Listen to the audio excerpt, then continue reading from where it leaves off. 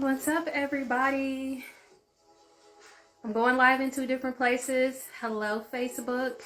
Hello, Instagram. I'm going to give you guys a few minutes to come in.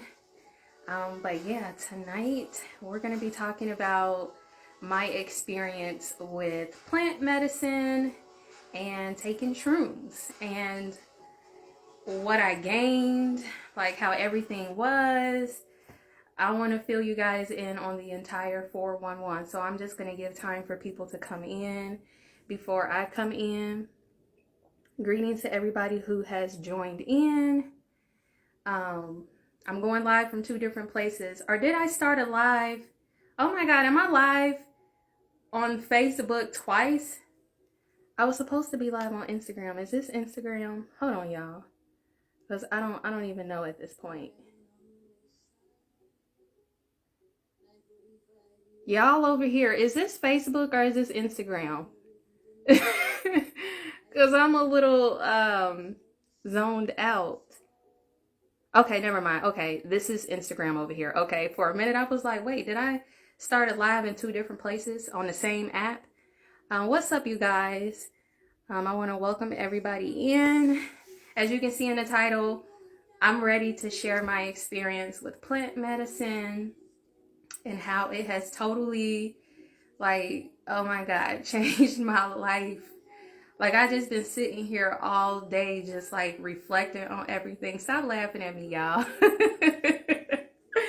I'm still just like in this euphoric space where I'm like still trying to I don't even want to say process, because I made sense of everything that has come to me already, but it's just like, dang, like, this shit crazy. Like, this is so crazy, but the healing is so real. And I know y'all been waiting to hear Marquise talk about you still tripping. Shut up. I'm not tripping anymore, but you definitely still be like in a fluid state. I'll say that. Like, my mood has been really positive today. I've just been like really happy, just feeling extremely grateful. I've been smiling a lot and just feeling so much gratitude. Like, after you go through this, look at your pupils. They look dilated or something. Y'all leave me alone. I ain't high no more, but I am still on a spiritual high. And I'm like, okay, I got to tell them, like, I got to tell somebody about this amazing experience, because it was just so beautiful, but it was absolutely terrifying at the same time. And I think the trip that I had could have been categorized as a bad trip to some people because of how deep and intense it was. But the outcome is what made it so beautiful, and all of the epiphany moments and the healing moments that came from it. And then just being able to process it while I was still tripping with my parents, and being able to talk through stuff as I was talking to them, and just going, like, breaking stuff down. It was just so beautiful. It was so therapeutic. It was everything that my soul needed. And it's just like, oh my God. Like, there are no words can explain it. So I'm going to start just like explaining what I did, like how I actually started, how did I prepare, all of that. I'm going to just like go from straight point A to Z. You said you took them before and you couldn't stop laughing. I definitely was giggly and laughing a ton, but that was like the first 30 to 40 minutes, like as my high was kicking in. And I equate that to like being high off of weed, because I have been high off of edibles before. And that's the feeling that I felt. Like, I was really like just loose and just bubbly, feeling real good. And I was just like laughing at everything, but there was nothing going on, but I'm just like cracking the fuck up. Like, what am I laughing at? So that was like the first, like 30 or 40 minutes. But before I get into all of that, let me just start from the beginning. So I have been contemplating the idea of using mushrooms as a way to facilitate spiritual healing for probably about a year now. But for a lot of you guys, like, y'all already know, like, I don't like mushrooms. Like, I don't even eat them as a food.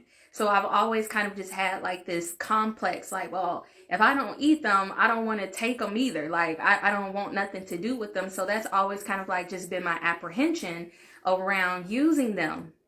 But like I started just coming into contact. Damn, I was supposed to let what's his name know that I was going live. Hold on, y'all. Let me send him a message real quick. Hold on. Hold on, y'all. Stay with me. Hold on. Okay, y'all. Thanks for giving me my second to let my friend know that I was live, because he definitely asked me to let him know. But I'm going to save this anyway. So for people who are not yet able to check in, what's going on with my phone over here? What happened to, did I lose Instagram?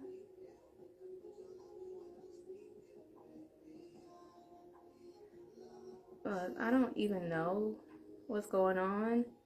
Why won't it bring up Instagram? Yeah, I'm on my old phone and it's giving me issues. The last time it was this phone that was cutting up. It's always something.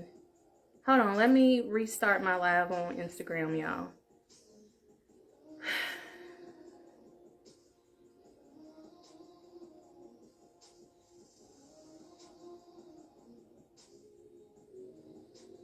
They're probably like, what the hell happened?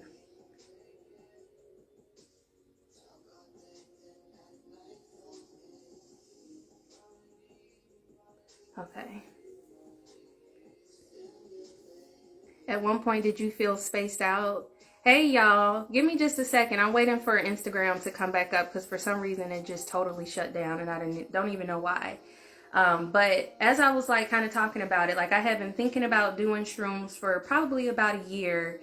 And I just started interacting with a lot of different people, just like, you know, whether I was seeing people online, friends that I was making, a lot of them were openly expressing to me that they had did shrooms before, or that they were microdosing, and pretty much was just like, just putting it in the back of my mind. And I'm like, okay, maybe it's not so bad. Maybe I should give it a try. And I kind of had talked about doing it multiple times with one of my friends, but it just never seemed to work out. But I was always like open to it at that point. Fast forward to probably about 2.5 weeks ago, after I completed my 28-day fruit cleanse. That's really when shit started. Like I started to open myself up more, and I started realizing like you got a lot of healing and you got some things to release. Like there were so many things that was holding me back, like as far as my business, having the confidence to just take off and to just like truly just be the best version of me and to just like live out my full capacity. I realized that every time Mercury retrograde would come around, the same things, like the same opportunities would just like keep coming back around. And I'm just like, it's been like 2.5, 3 years, and these same issues keep coming back every single time it's a Mercury retrograde. Because mind y'all, we just got out of Mercury retrograde like on February the 3rd. And the same stuff just keeps coming back. I always get faced with the same idea about like starting a restaurant and just like going full force with my vegan business and all this stuff. Like, and I always would run from it. Like I was so scared. Okay. I'm gonna put my phone on silent, y'all. But I just was like so scared to just take off. Like I got all this potential. I have all of these great ideas. I have all of this so-called confidence. But when it actually comes to like carrying out my purpose, it just felt like there were so many blockages and barriers to like me just letting loose and just going for that shit. And I could realize that.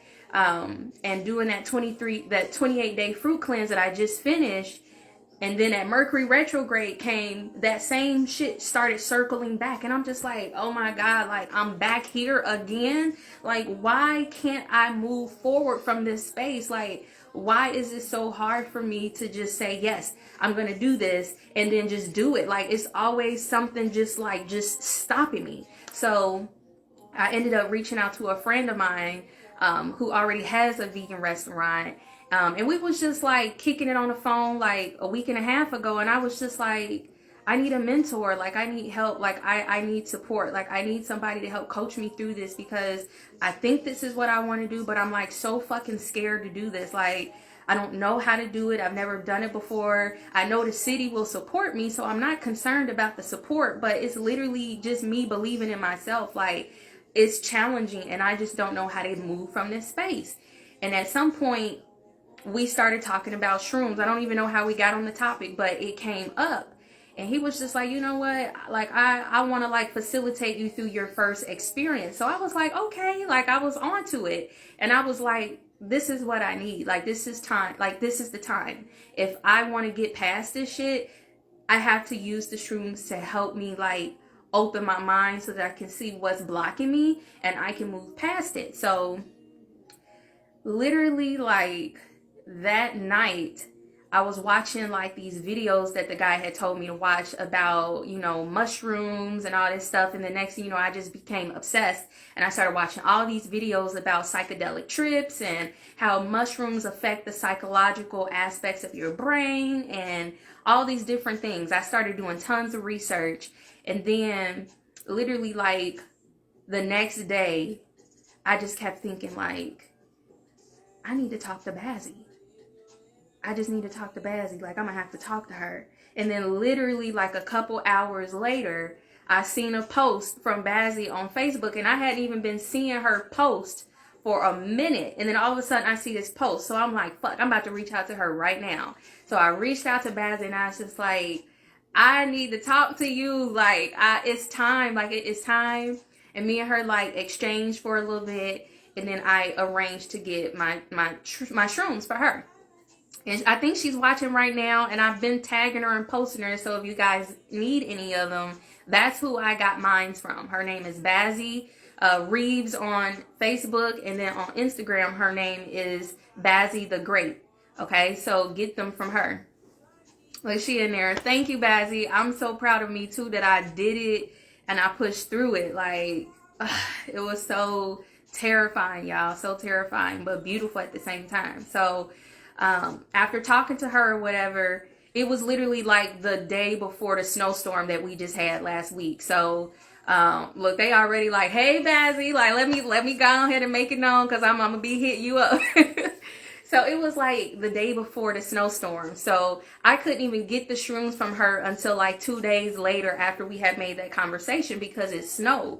So during all the time that it was snowing, I'm still watching videos, researching different methods on how to take them, all this stuff.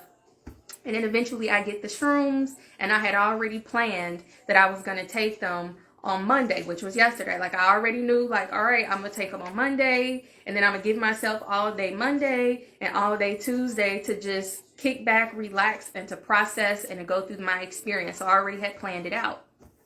I had already also talked to my parents. Like, my mom ended up coming over on Saturday. I had talked to my mom about it, and I was just like really open to her about it. And I didn't know how she would respond, you know, because parents are like, what? You're about to do drugs, psychedelics, even though I don't even consider mushroom drugs. But nonetheless, you know, I talked to my mom about it, and then kind of talked to my dad about it too, so that they knew that I was going to do it. And then I left it at that. Fast forward to Monday. So Monday comes. I fasted all day Monday. I stopped eating on Sunday at around like 6 or 7 o'clock in the evening. And then I just was on straight juices. And I had a little bit of fruit earlier in the day, but I was kind of just like fasting, and I didn't eat anything after about maybe like 12 or 1, not even 1, maybe like 12 o'clock Monday afternoon. I had a little bit of leftover banana and ice cream that I made, and that was like really all I had. And I had like some fresh lemonade. So I intentionally fasted before I started my trip, because I was so concerned about being nauseous. Like, that was one of the main things that I had researched. And a lot of people were saying, like, when they ate the shrooms or whatever, that they experienced nausea, and some of them threw up. And I have like this huge phobia of vomiting and getting sick. Like, it's I don't know what it is, but I just don't like to do it. So if I can try to control the circumstances so that I don't get sick, that's what I did. So I researched all of these different methods on how to take the shrooms so that I could minimize the potential to have nausea. So I ended up combining two methods together. So there's this one method called lemon teching, and then there's the mushroom tea. I combine both of those, and just to kind of break it down a little bit, lemon teching is when you grind up your mushrooms into a powder, and then you soak them in fresh lemon juice, and then you squeeze that juice, and then you drink that juice, and that intensifies your trip, and it helps to convert the active ingredient, which is psilocybin in the mushrooms, into something called psilocin, which is the psychoactive thing that your receptors in your brain need in order for you to actually have the trip. So using the lemon tech method actually intensifies things. So I did that. So I soaked my grinded up shrooms in lemon juice, and then I let them soak for about maybe 45 minutes. Like, I timed my trip. I was going to start at 7 p.m. I wanted to do it at night. And I'm glad I decided to do it at night versus during the day, because it was just way too intense. And I don't think that it would have been the same experience if I did it during the daytime. So around 6 o'clock, I started soaking my shrooms. I had made some fresh ginger juice, and I was going to then take that juice from the lemons in the mushroom mixture, and I mixed it with some fresh ginger juice and some hot water and honey and made tea out of it. So I didn't even physically eat my mushrooms. I extracted all of the stuff out of them and then turned it into a tea. And that's how I try to psych my body into not having nausea, because they say it's like the fiber in the mushrooms or something that gets really hard, and your digestive system has a really hard time trying to break it down, and that usually causes people to be nauseous or to throw up. So I was trying to avoid all of that. So while my shrooms were soaking in the lemon juice, I went and took a shower, put on like really comfy clothes. I tried to just like get into my zone. I had made a playlist of music to listen to. I had all these lights and shit set up. Like, I just had this whole thought process in my mind that I was just going to make this such a fucking zen trip, and that I was trying to control everything, you guys, like literally trying to control the process. I had like my little essential oil diffuser going and all these little colored lights going. Like, I was just doing too much. So 7 o'clock rolls around. I didn't tell anybody that I was starting my trip, because I didn't want to have my mom or my dad freaking out, even though I had already told them beforehand that I was going to do the trip on Monday. My phone had been on Do Not Disturb all day, so the only people who could get through were emergencies, like my parents. They're all set to emergency just in case they call. So I put everything on Do Not Disturb, turned all the lights down real low, turned my music on, and then I sat down in my living room. My trip started in my living room, and I had my journal. Like, I have my journal right here, and like, I started taking notes, like, as I started drinking it. I couldn't taste any mushrooms or anything, so I did a really good job at covering up the taste and all of that, because I didn't even want to taste anything. So I started at 7 o'clock, and I finished my tea by 7:07 p.m. And then I started, like, writing my intentions. It's real sloppy and stuff. Y'all can't see it. But I started writing my intentions and what I wanted the shrooms to do for me. And then I just like started feeling good. Like, they started like affecting me almost within about 10 to 15 minutes later. Like, I started feeling really just like loose and just free and fluid. I was happy. I was vibing to my music that was coming on. And, I was feeling good. I was up singing and dancing. Like, I just really felt like I was high on weed or something. That's how it felt. Then about 7:30, the nausea started coming in. So they say that you typically feel nauseated when you start coming up on your high. So I started noticing that the nausea was coming, and I'm just like, man, I tried to like avoid this, but maybe it'll go away after I fully like get into my space. So after about, let's see. So from 7:30 till about, because after a while, I just stopped taking notes. Like, fuck it, But I would say it probably took about a good total of 30 minutes altogether for me to fully like start like noticing like, okay, I'm feeling a little trippy. Music, you guys, started sounding very, very different when you start tripping. It's like you can literally feel the music. When I say feel it, it's not like I could just feel the rhythm. You can feel the energy and the emotions that's infused in the songs. And there were certain songs that I had put on my playlist that I don't think I will ever be able to listen to again in the same way, because it was a vibe about that song that just had me like, yo, turn that shit off. Like, I can't hear that. But, and I'll talk about that in a minute. But, so I'm still vibing at this point. And what song really started putting me in a trance? Hold on, I'm gonna go and see what y'all saying, because I got a lot of comments. Okay, shit, our parents know what's up. They used to do them back in the day. I mean, my parents have never done shrooms before, even though they're not ignorant to them, but they've never done them before. But, you know, they've smoked and stuff like that. Did you record it? No, I did not record my trip, because even though you be like aware of yourself, you don't be aware of yourself. And that was just something that I did not want to have to focus on. I didn't want to have to worry about a camera and making sure that it was visible and watching me and shit. So I was like, I'm not going to record. Like, that's doing too much.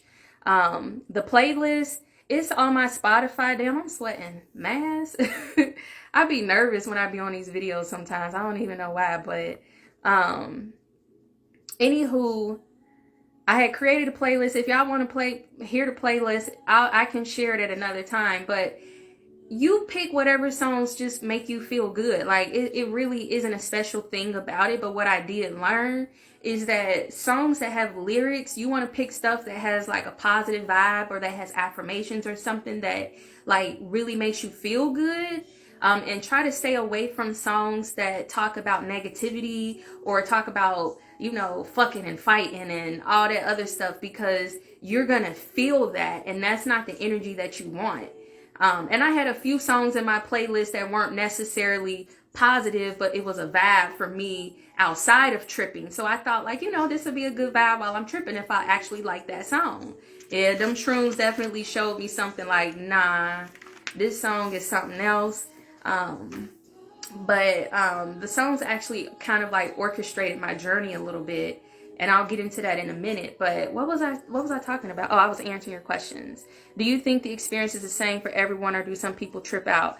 It is definitely not the same for everybody. Like, you can control what's going to come up during your experience. And that's why I was telling people in my comments, like, there is no way to prepare you for this. Like, release all your expectations about what you think it's supposed to be like. Release all of the control about the situation, because the shrooms are going to show you what you need to see. So whether your trauma is based in abuse, whether it's based in lack of love, whatever, abandonment issues, it's going to be different for every person. So your experience is going to be different. And I think your dosage also plays a big role in how deep you go within yourself for healing. I took 2 grams. And the strain that I took is called Albino A. I think that's right. Bazzy can correct me if I'm wrong. But that's the strain that I took.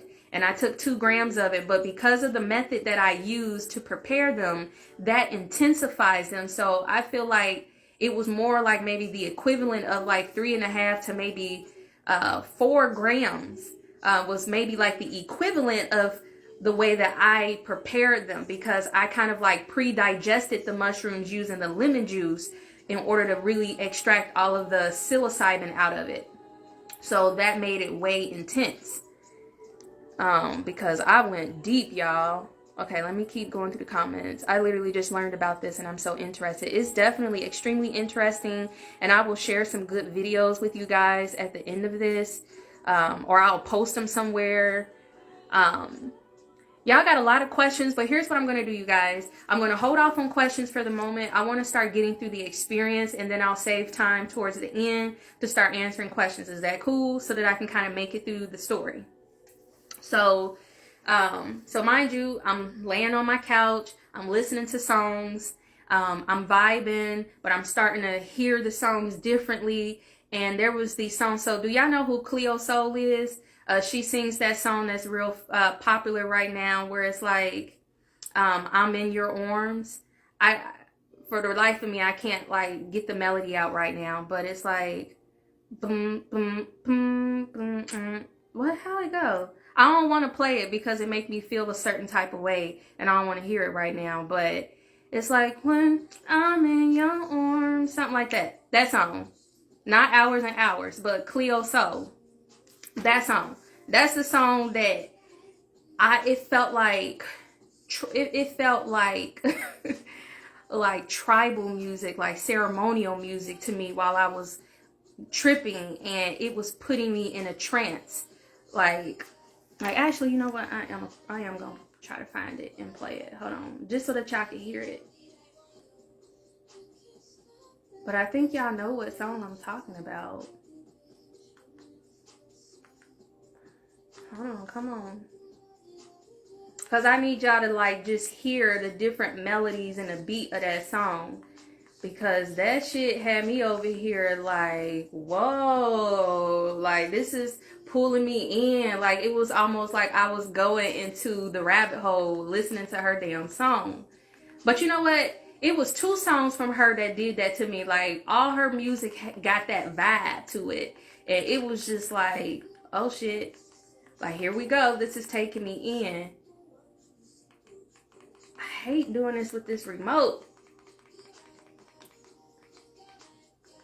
Cleo, where the space button?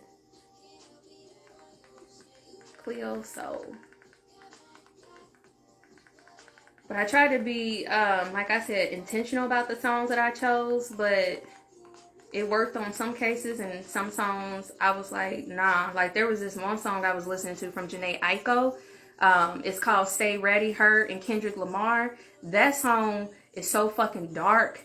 When that song came on and I started hearing them words, the first feelings that I got was like real deep, sexy, erotic, like extremely, extremely deeply sexual energy. And then when Kendrick Lamar started rapping, it got real dark. And it was like, oh, nah, turn that shit off. So I had to turn that song off. And then I was like, damn, like, I don't want that energy ever. And that actually took me into the next stage of my journey. But I'm going to talk about that in a minute. But that song, definitely, okay. I'm about to play the song so that y'all can hear it.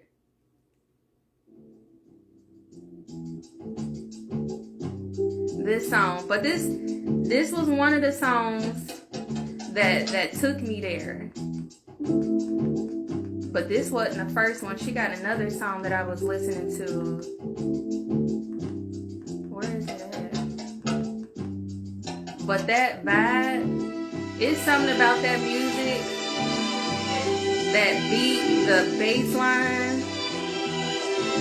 She also got this song called Don't Let It Go to Your Head. Oh my God, that shit, it was like the song was literally speaking to me. This song right here, I'm about to put this song on. This right here is what started taking me down the rabbit hole. This song. These beats and her lyrics, it's talking about the highs and the lows and don't let it go to your head. And it was just like, I was going deep, y'all. This song was taking me in the zone. This was the first one. This song started pulling me in. It's the drums. It's something about that rhythm. It was extremely intoxicating. And like, listen to the lyrics real quick. Don't let it change who you are. You are meant to be here. When I look in your eyes, your ego starts to appear. Are you afraid to ascend? Nothing's stopping you. Never know.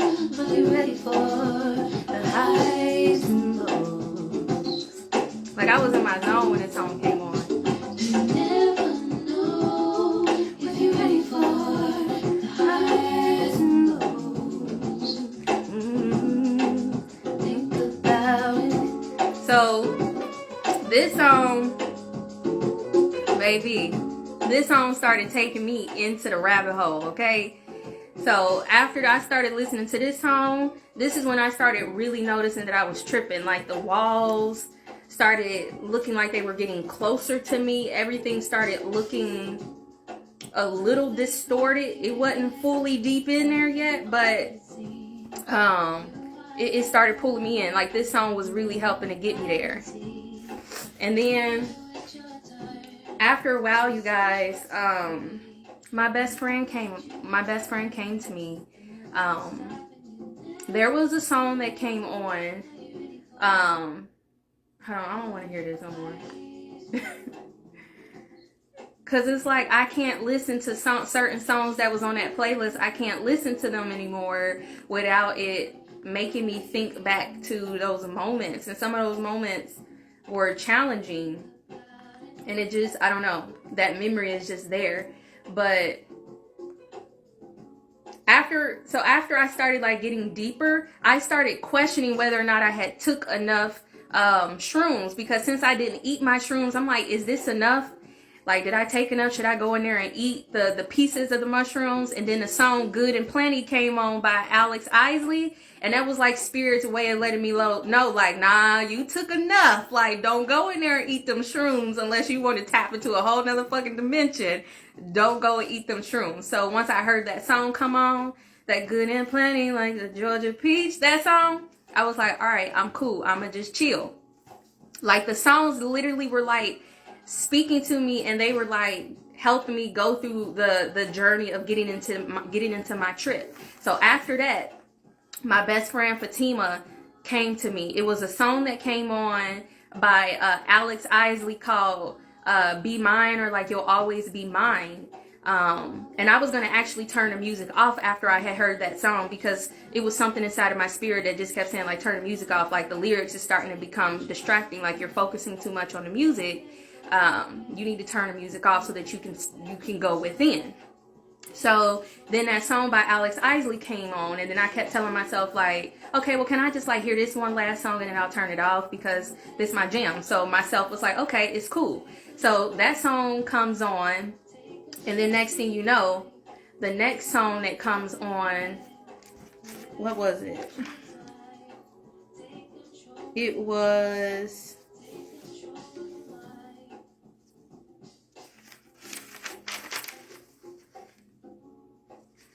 Okay, so that was the song.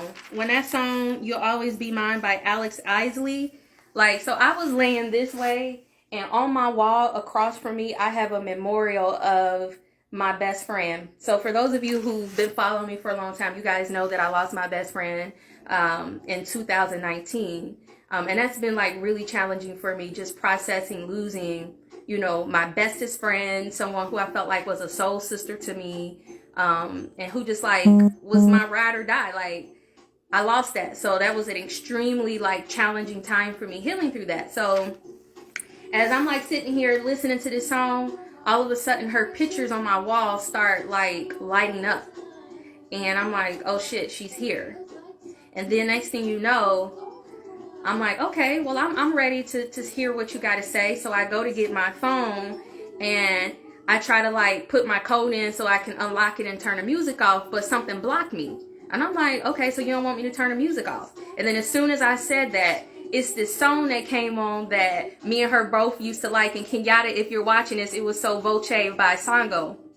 So that song, So Voce, came on, and that was the song that we all used to rock out to. So that's how I knew she was present. Like, she put that song on so that she could just let me know, like, I'm here and I'm vibing with you. So let us have our moment. Let's listen to this song.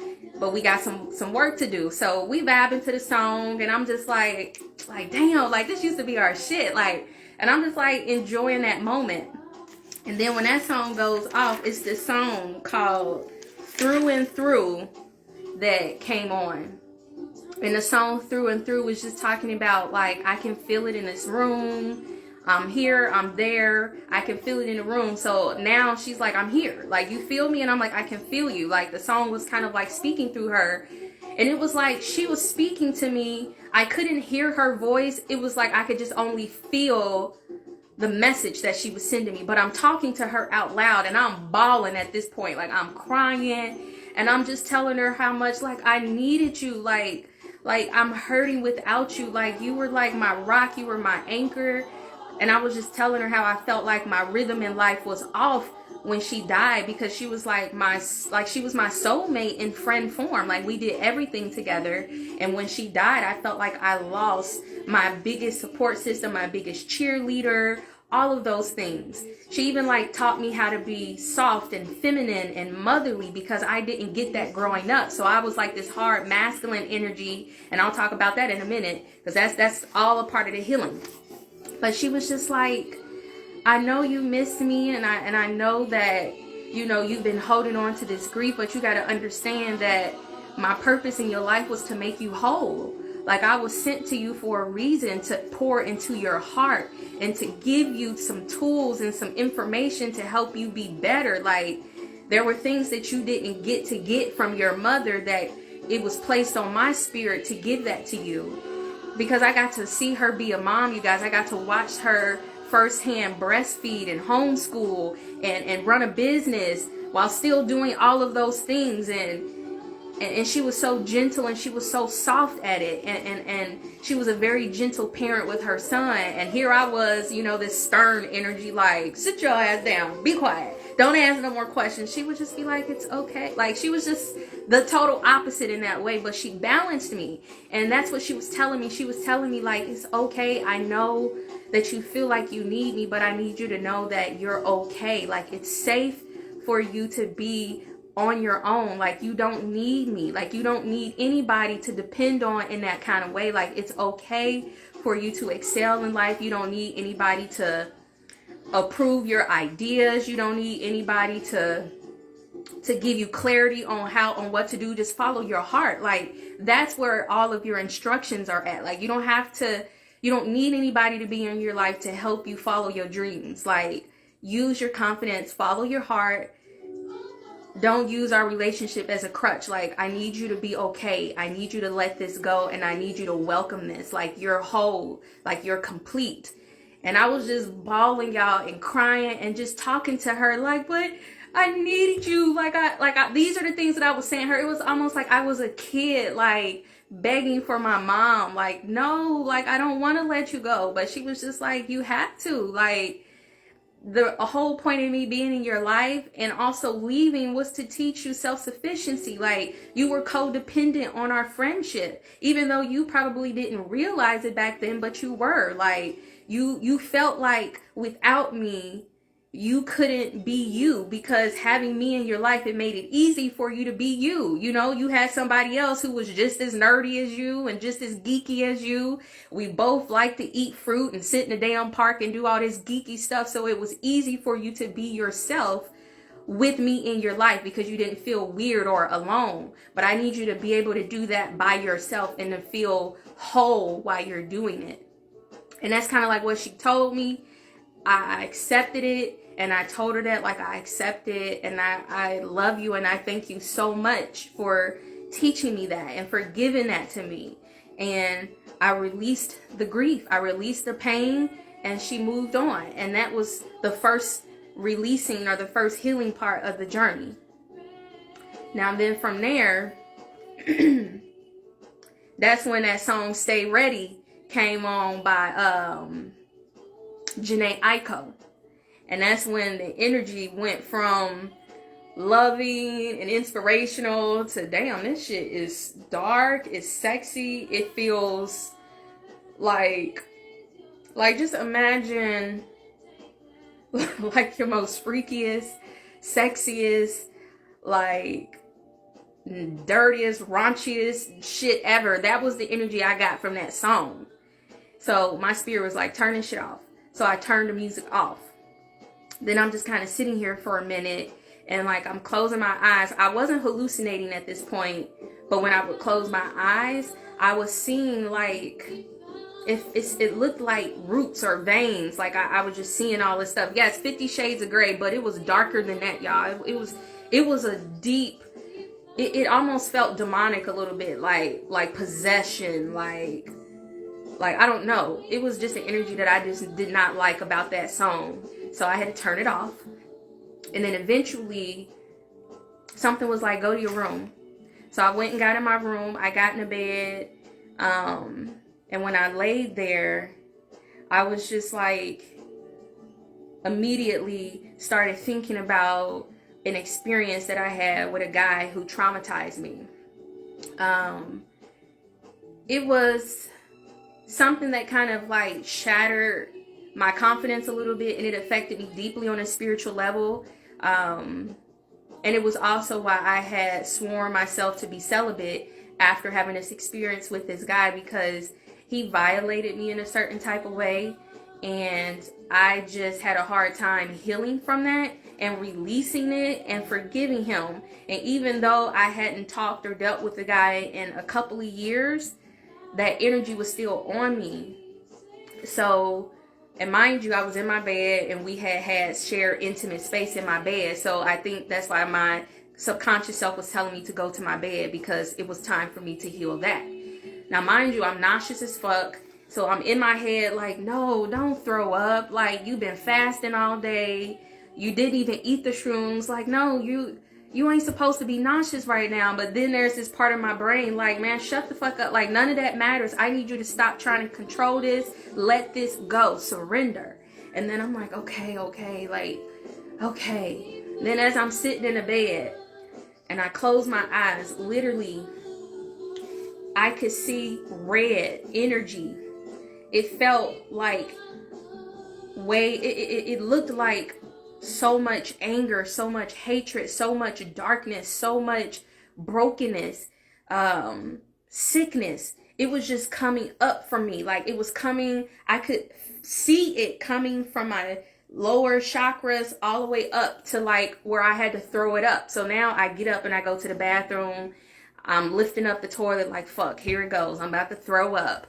And even though I didn't throw up, but it was like the motion of letting it out. Like, it was that energy that guy, like, he put in me. I call it infected. Like, having sex with people and letting them inject their energy into you. Like, this guy was an alcoholic. I know for a fact that he practiced in dark magic, and he just did a whole bunch of other shit. And he had a lot of wounds and a lot of troubleness about him. And long story, but I had to get that energy up out of me. So that's what spirit was doing. So it had to come up. It had to come out. So it was coming from my root chakra or my sex organs, and it was traveling all the way up, and it was coming out.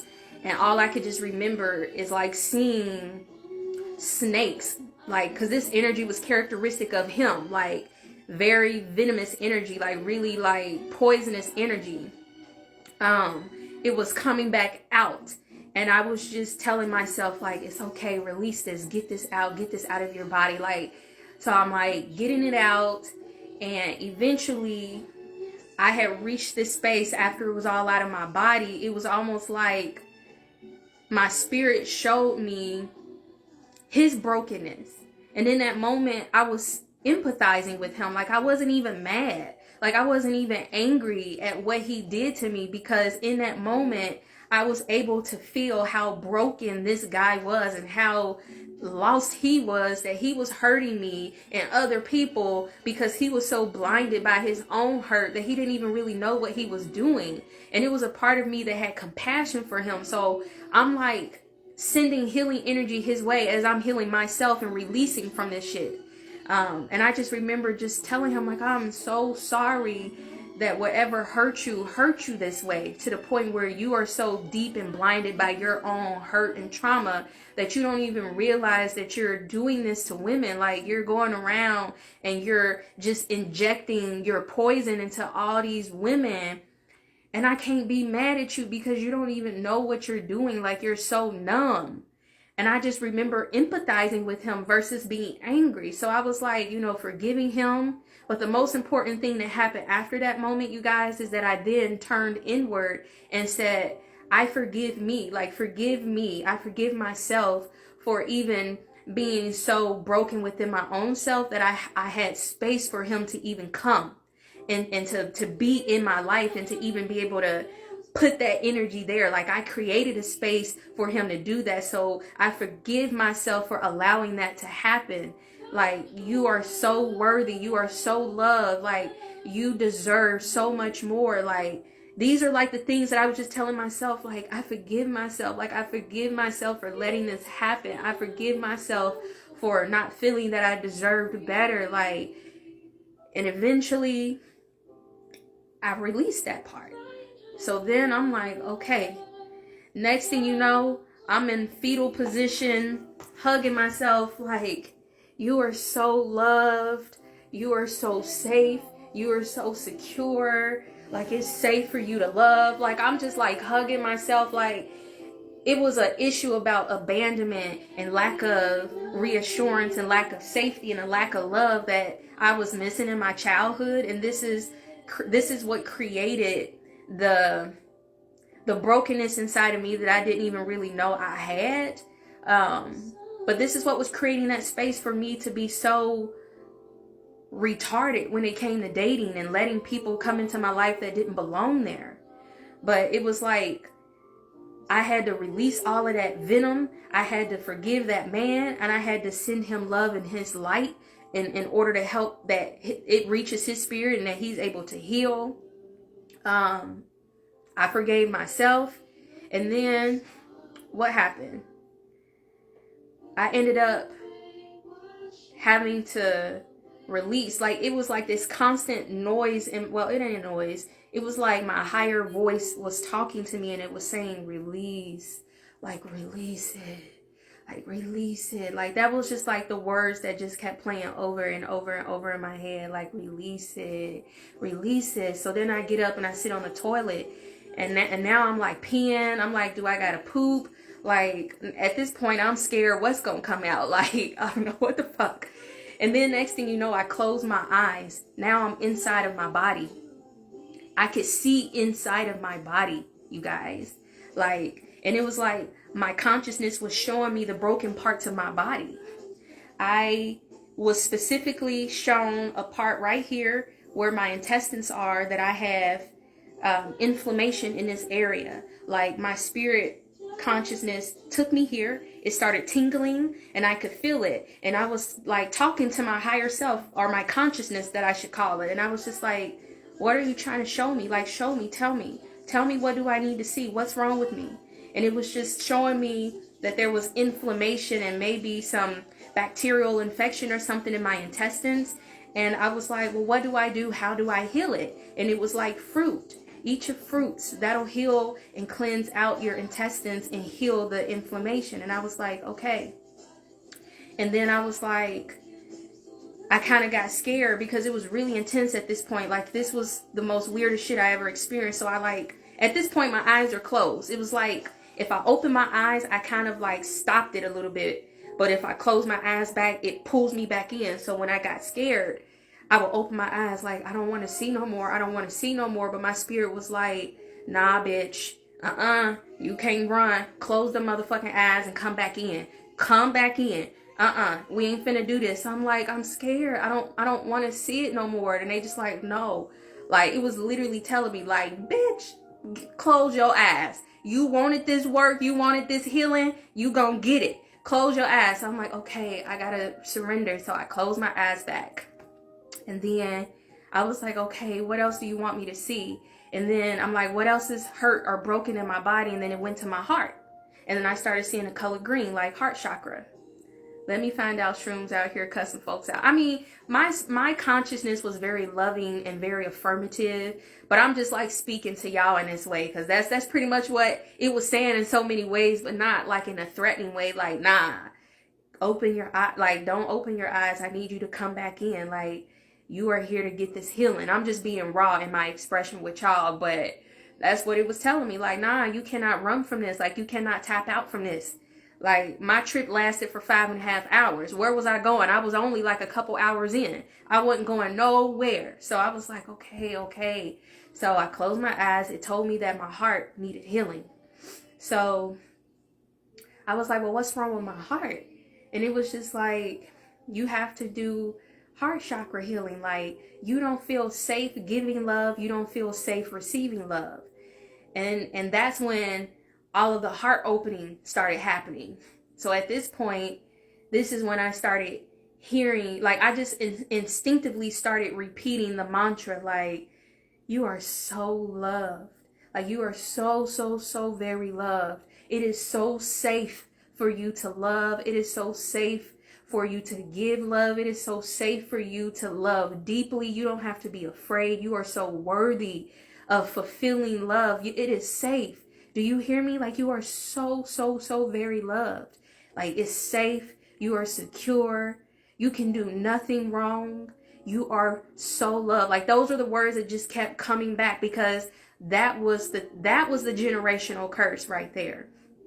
I've talked about this before, you guys, but I come from a line of matriarchs of women who have had a lot of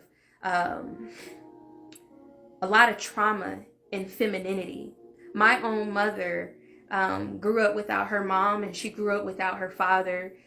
She was born in jail. She was abused as a child. She was abandoned. And she just went through so much trauma, and it made her very, very hard. And she didn't have that tender, soft, feminine energy, because she never seen it being displayed before, because she didn't get that in her life. And her mom, was an absent mother.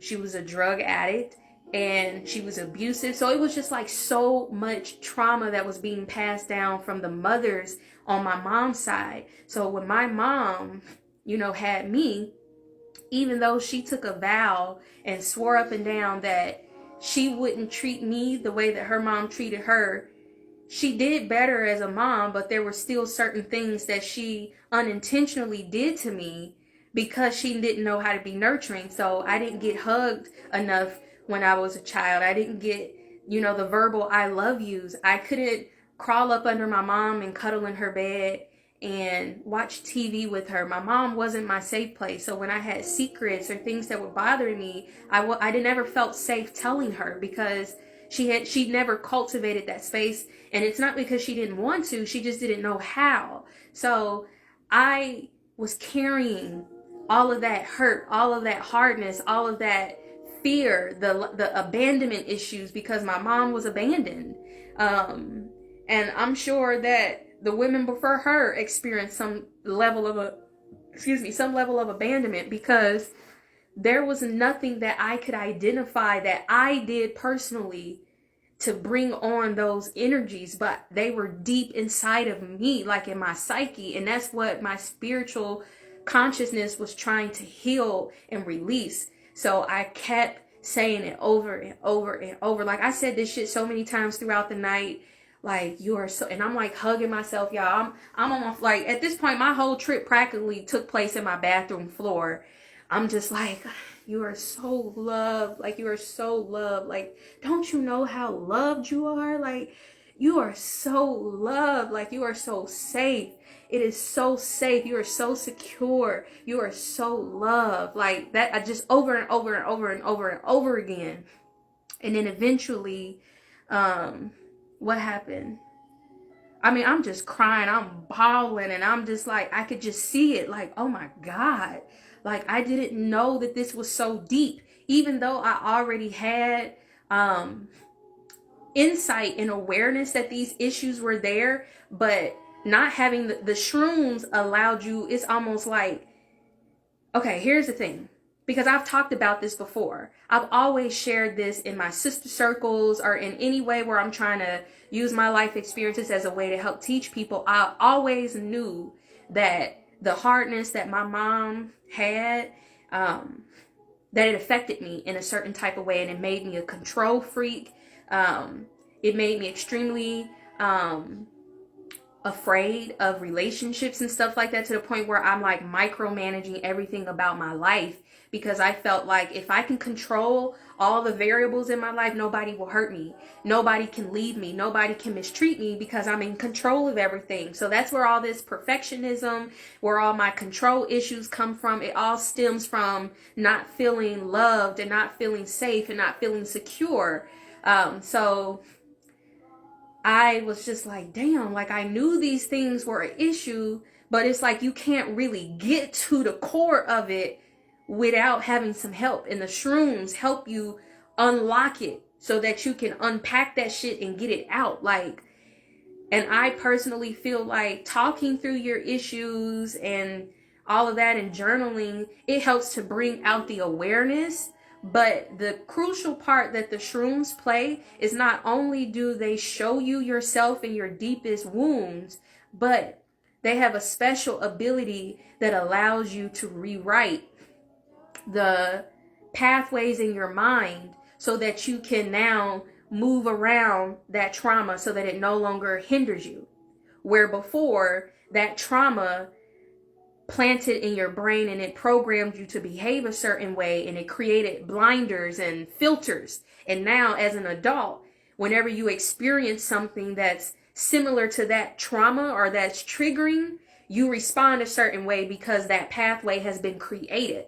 The shrooms break that pattern and allow you to create a new way so that you are no longer stuck there. So I now not only was now physically aware that that pain and trauma was there, but now instead of the trauma telling me it's not safe to love people, so don't love them. It's not safe to love people. They're going to hurt you. So be controlling so that you can control everything and not get hurt. It was now replacing that trauma with I'm loved, I'm safe, I'm secure, I can love, people can love me back, and I'm worthy of that. So that was the reprogramming that was taking place in that moment.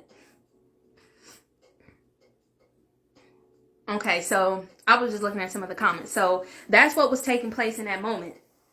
I was reprogramming myself, my consciousness, so that when I come out of the trip, that wound is no longer dictating my life and controlling how I experience relationships and friendships, etc. So after that little moment happened, next thing you know, I find myself sitting on the floor, like in downward dog pose, like head to the ground. And I just keep saying it over and over. Like at this point, I'm chanting, like, I surrender, I surrender. Like I let go, I let go. Like I surrender, I surrender. And after saying that so many times, y'all, it felt like I was leaving my body.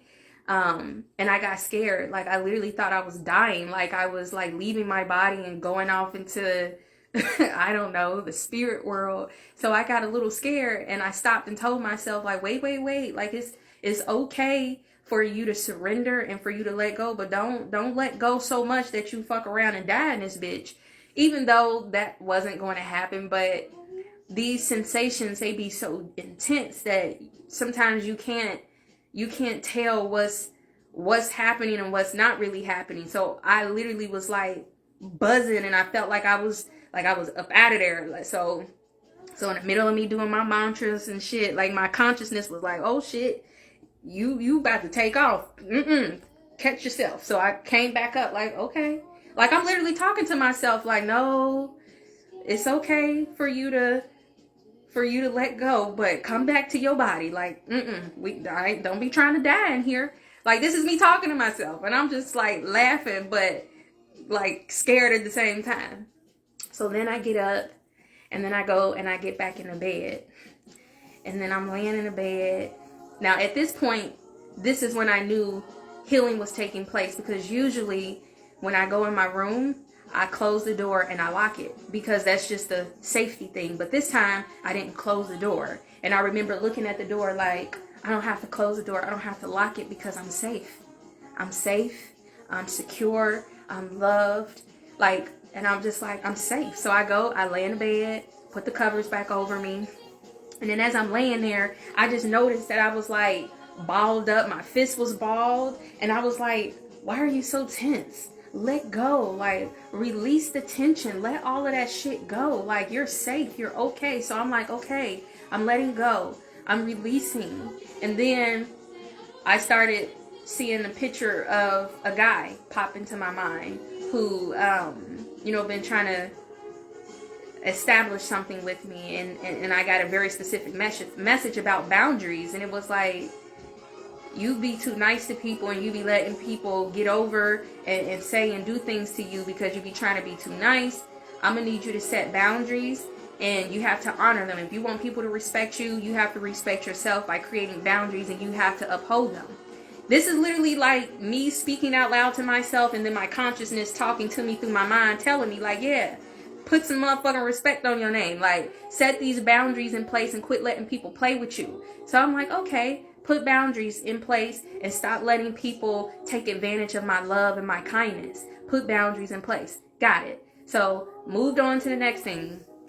Then, what else did Spirit show me? Spirit then showed me that I need to slow down in life. That the reason why I have not peaked in my career and just doing successful like I should be is because I'm too all over the place. I'm doing too many things at once.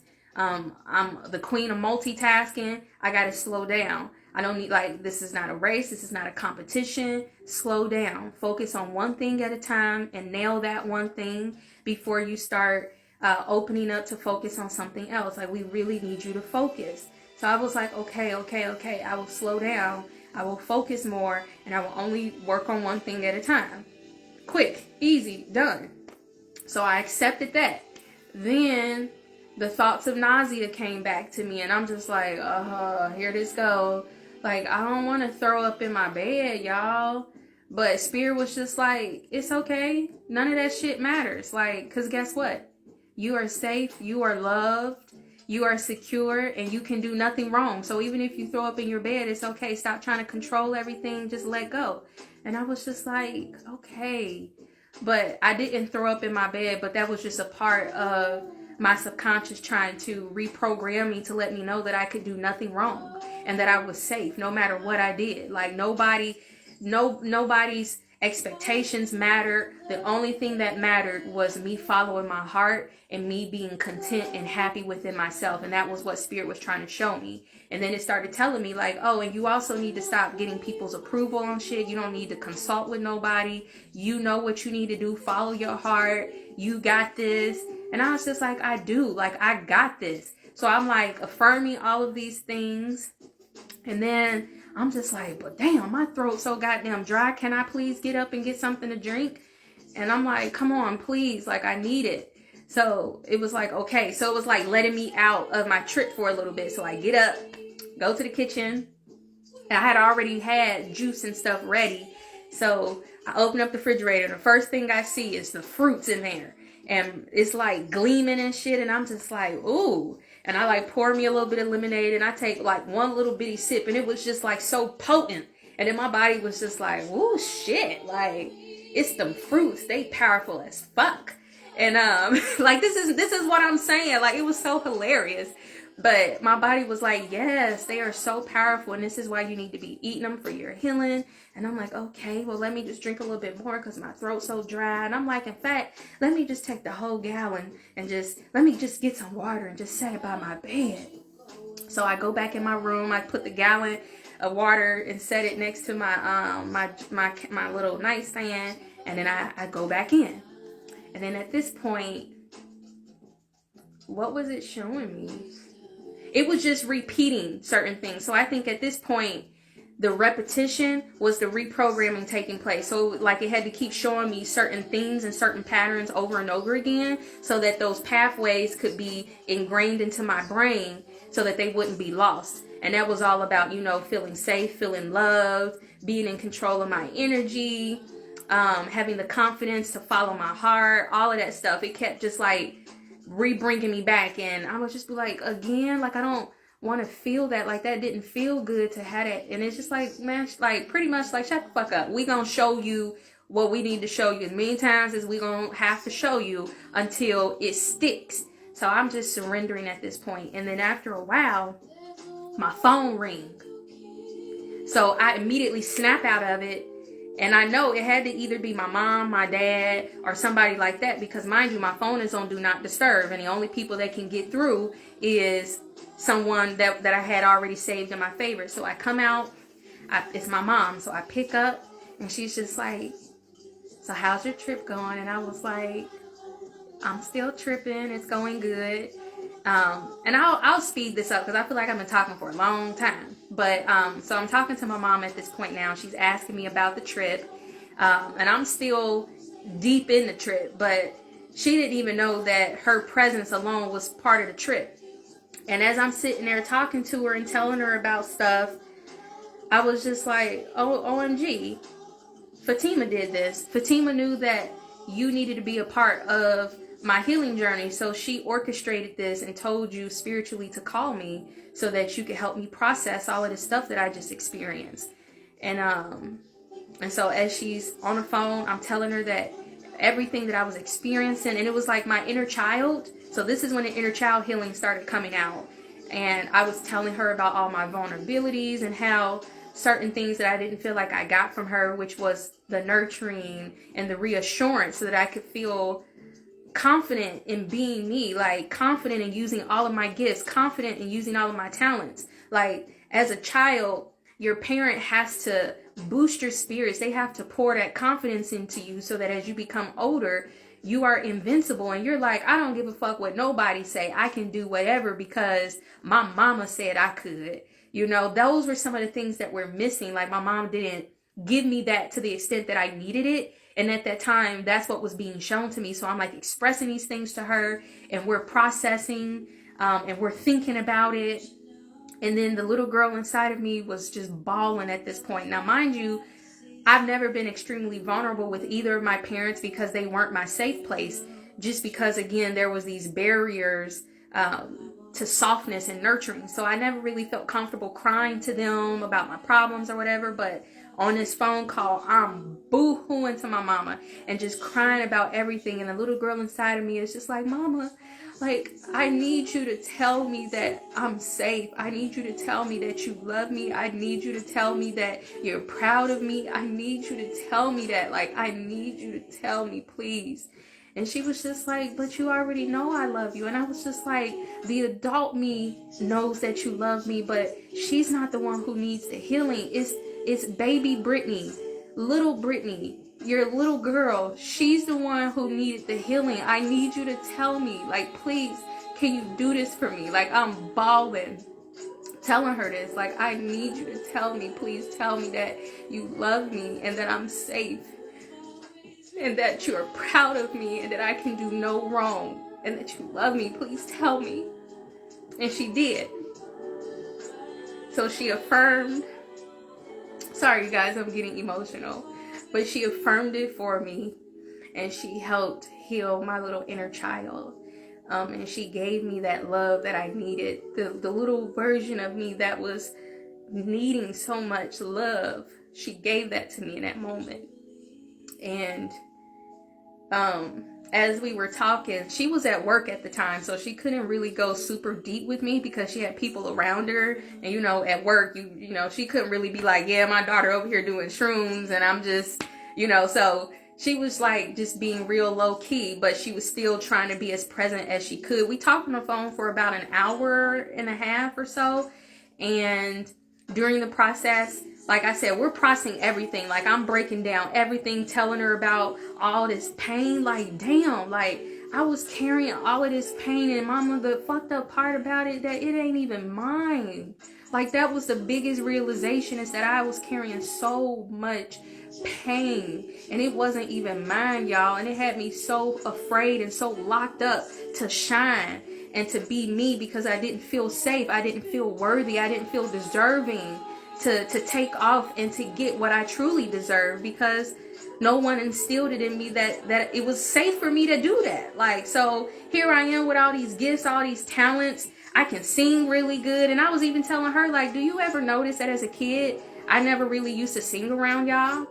And I was like, and that has a part to do with why, as an adult, I have all of these talents that I'm still not really 100% confident in sharing with the world. And that's because I didn't have y'all cheer me on. Yeah, this is the song that my best friend started coming through to me through, this song, You'll Always Be Mine. So she was telling me, like, you'll always be in my heart. I'll always be in yours. Like, you'll always be my special person. But I already talked about her and I already healed that. But yeah, I was just telling her, like, I never even used to sing in front of y'all. Like, you didn't even know I could dance. Like, I felt so scared to share my gifts with you because you were so hard to please. Like, you were so tough. Like, my mom was a great mother, and she's still a great mother. But when you've never been properly shown how to be nurturing, and you have a daughter, she needs that. So I'm like, all these beautiful ass qualities that I have, I never even felt safe sharing them with y'all. And then here I am as an adult with all of these gifts, and I don't even feel safe sharing them to my fullest capacity with the world so that I can live out my purpose, because that little version of me is still nervous and whimpering and feeling insecure and unsafe. And it was just like, I needed you to do that. That's why I said, you got to tell me that you love me, that I'm safe, that you're proud of me, that everything is okay, and that I can do no wrong. So she's like repeating the affirmations to me and stuff.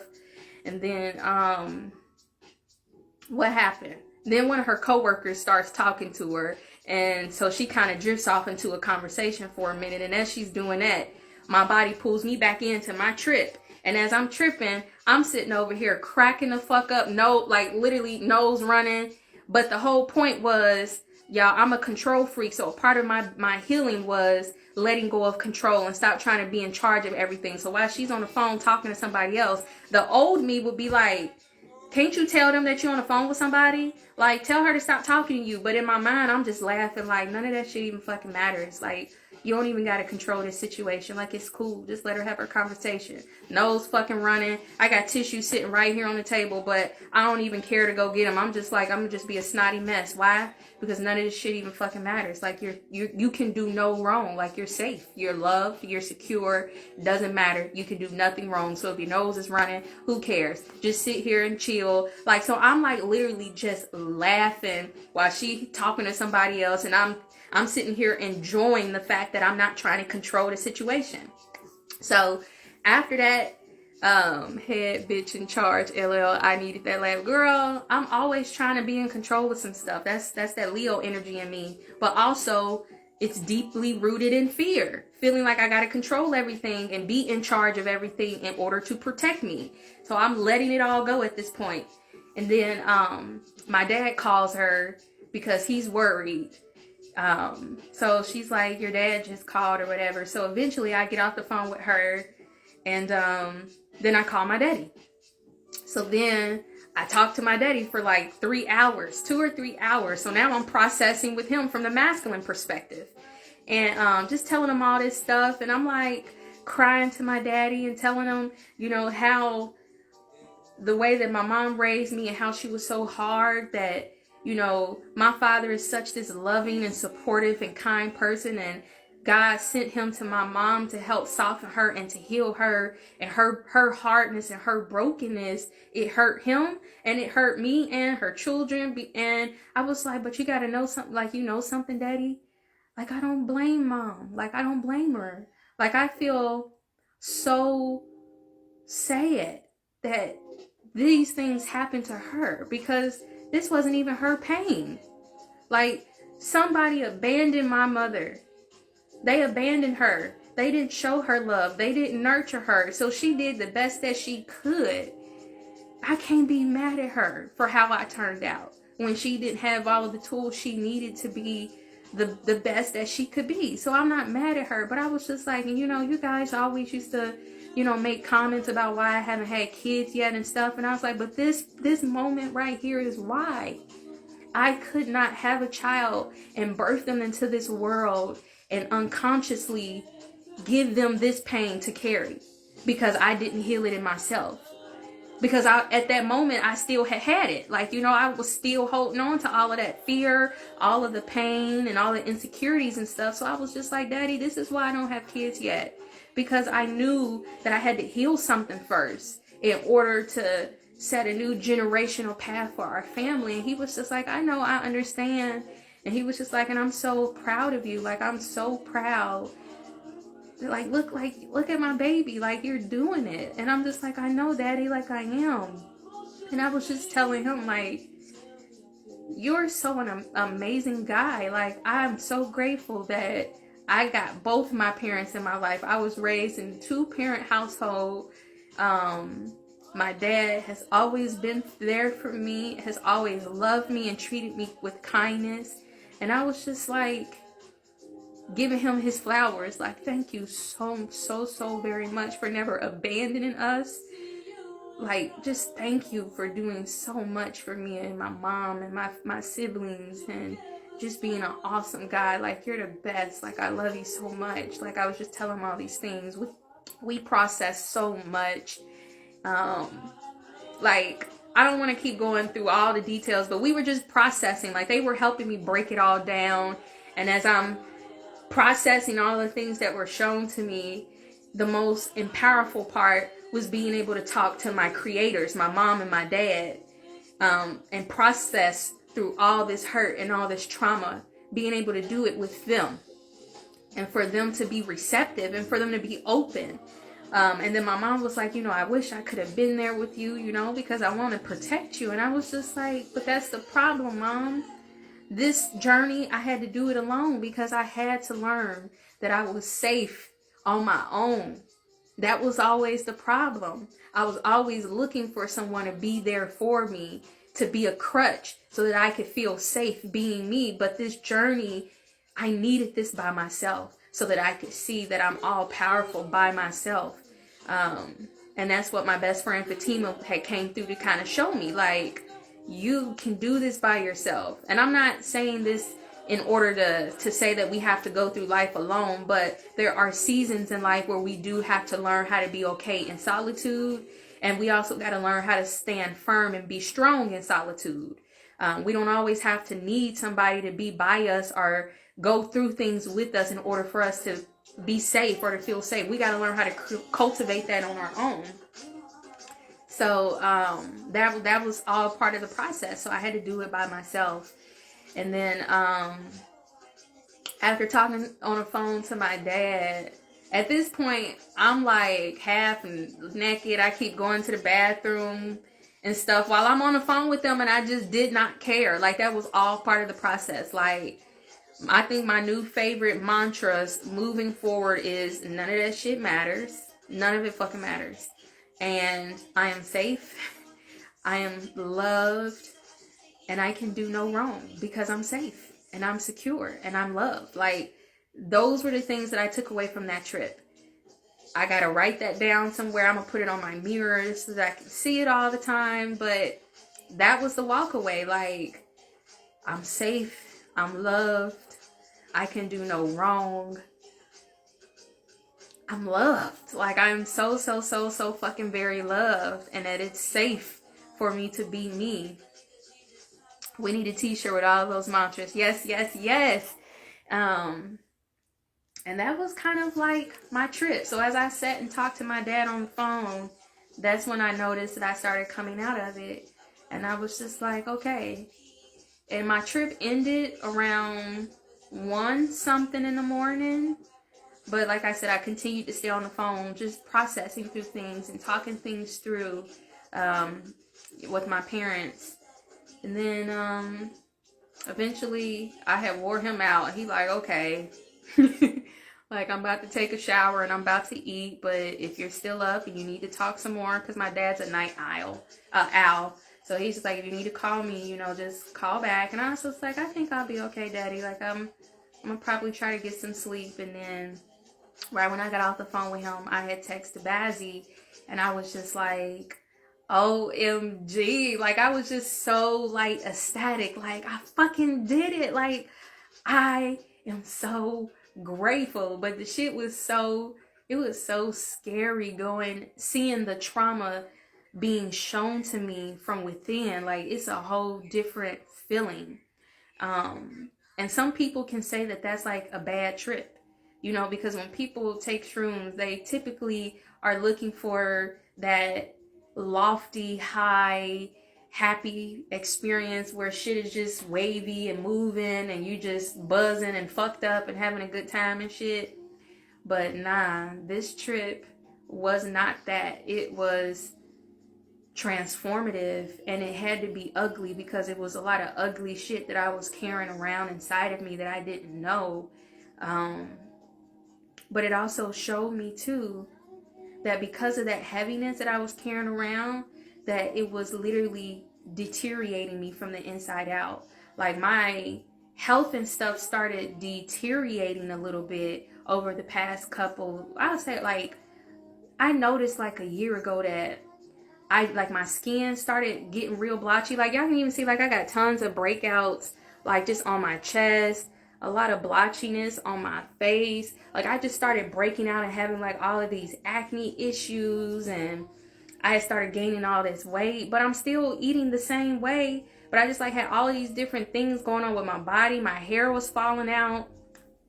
But Spirit had kind of showed me during my shroom trip, like, the reason why all of these things was happening to you is because you were having a healing crisis, and you had a lot of shit that was trying to get out of you.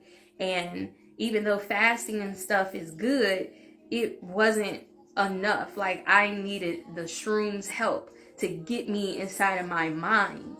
And so now that that shit's been released, I know that my healing journey physically and spiritually is going to now excel and accelerate. I'm also going to go ahead and move forward with my raw veganism journey and just start incorporating way more raw fruits and vegetables into my diet, because those were the specific instructions that I was given when my consciousness showed me my intestines and showed me the infection and the inflammation that was inside of my intestines, and it told me what I needed to do to heal it. It didn't say that I had to take a whole bunch of herbs and do all this stuff. It specifically said fruit. Eat your fruit, and that is going to nurture and soothe and help that heal. So those are the takeaways. Stop playing around and go ahead and focus on, my fruit-based raw, like 80% raw diet. Stop giving a fuck about what any and everybody thinks. Stop trying to control everything. Don't be afraid to shine my light, and that I'm safe and I'm loved, and that I can do no wrong because I'm safe and I am extremely loved, and I can't do anything wrong, and that I'm deserving of so much love. So that was my shroom trip, you guys. So now I'm going to start going through the comments and answering questions. All right. So you said LOL, it's the fruits for me. Yep, it's the fruits. It's the trippy voice for me. But you know what, y'all? My trippy voice, like the consciousness, like my higher self that was guiding me through my journey, she was so wise. She was so motherly. She was so soft. She was so gentle. She didn't yell at me. She didn't make me feel unsafe. But she was very stern with me, like, like, that's not what we're about to do. Like, I need you to close your eyes. I need you to come back in. Like, you said you wanted this healing experience, so you're here. You gotta surrender to me. Let me show you what you need to heal. Shakita Huff said, yes, inner child healing. Yes, I definitely did some inner child healing. Anna said it was deep. Tony says, yes. Alea says, whoo, child. I know, it was really deep, you guys. Deep, deep, deep. The fucking feels. Yes. The song in the background. I know, it was so loving. Like, that part, and just in general, when my best friend came to me, I mean, that was probably like the most, like, heart healing part, is because she was just like, I know it hurts you to lose me, but I came into your life to make you whole. Those were the specific words she said, to make you whole, so that you don't need nobody like me to make you feel like you need me. Like, that was the whole point of me being there. And when you lost me, that's when the learning happened. You had to learn how to go through the process of being whole on your own. Feeling safe is definitely everything. And I think the fear, the lack of love, and the safety, like, everything in your life should cultivate that feeling of safety. Like, people should make you feel safe around them. They should make you feel secure. They should make you feel comfortable, and you shouldn't have to worry about being abandoned. But you should also be so in tune with yourself and have boundaries so that if people treat you a way that doesn't make you feel how you want to be treated, you know how to remove yourself from that position in order to protect yourself.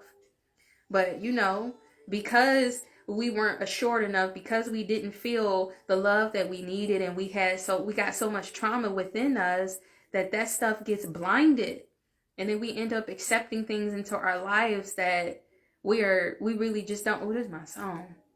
That we do not deserve, and we end up having experiences that creates trauma, and then we gotta heal through it.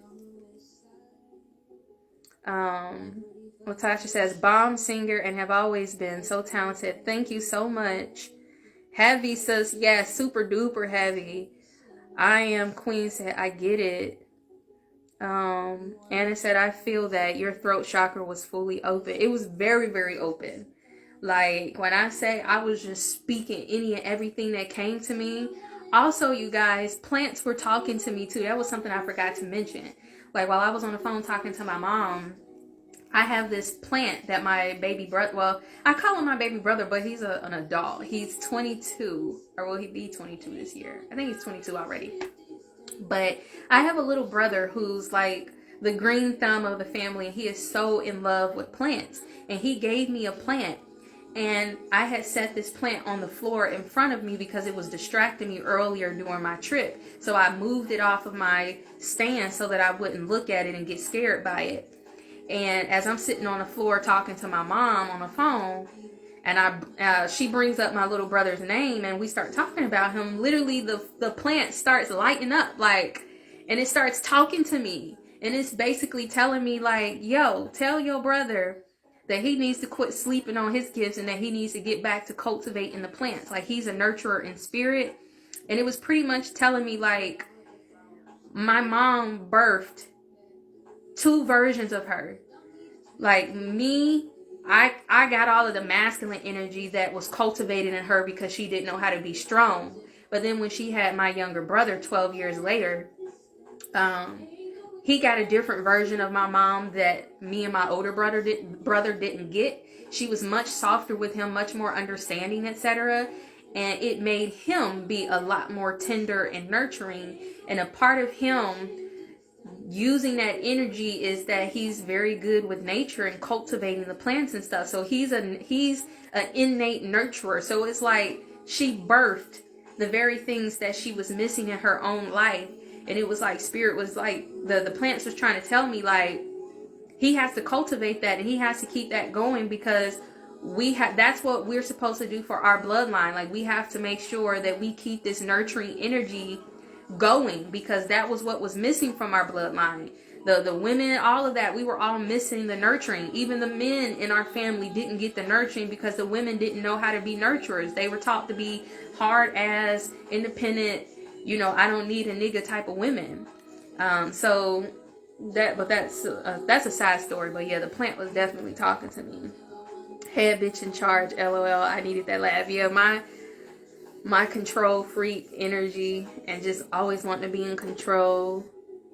Montrinky, you said that is so mean. I guess you're probably talking about like being in control of everything. This live is for you.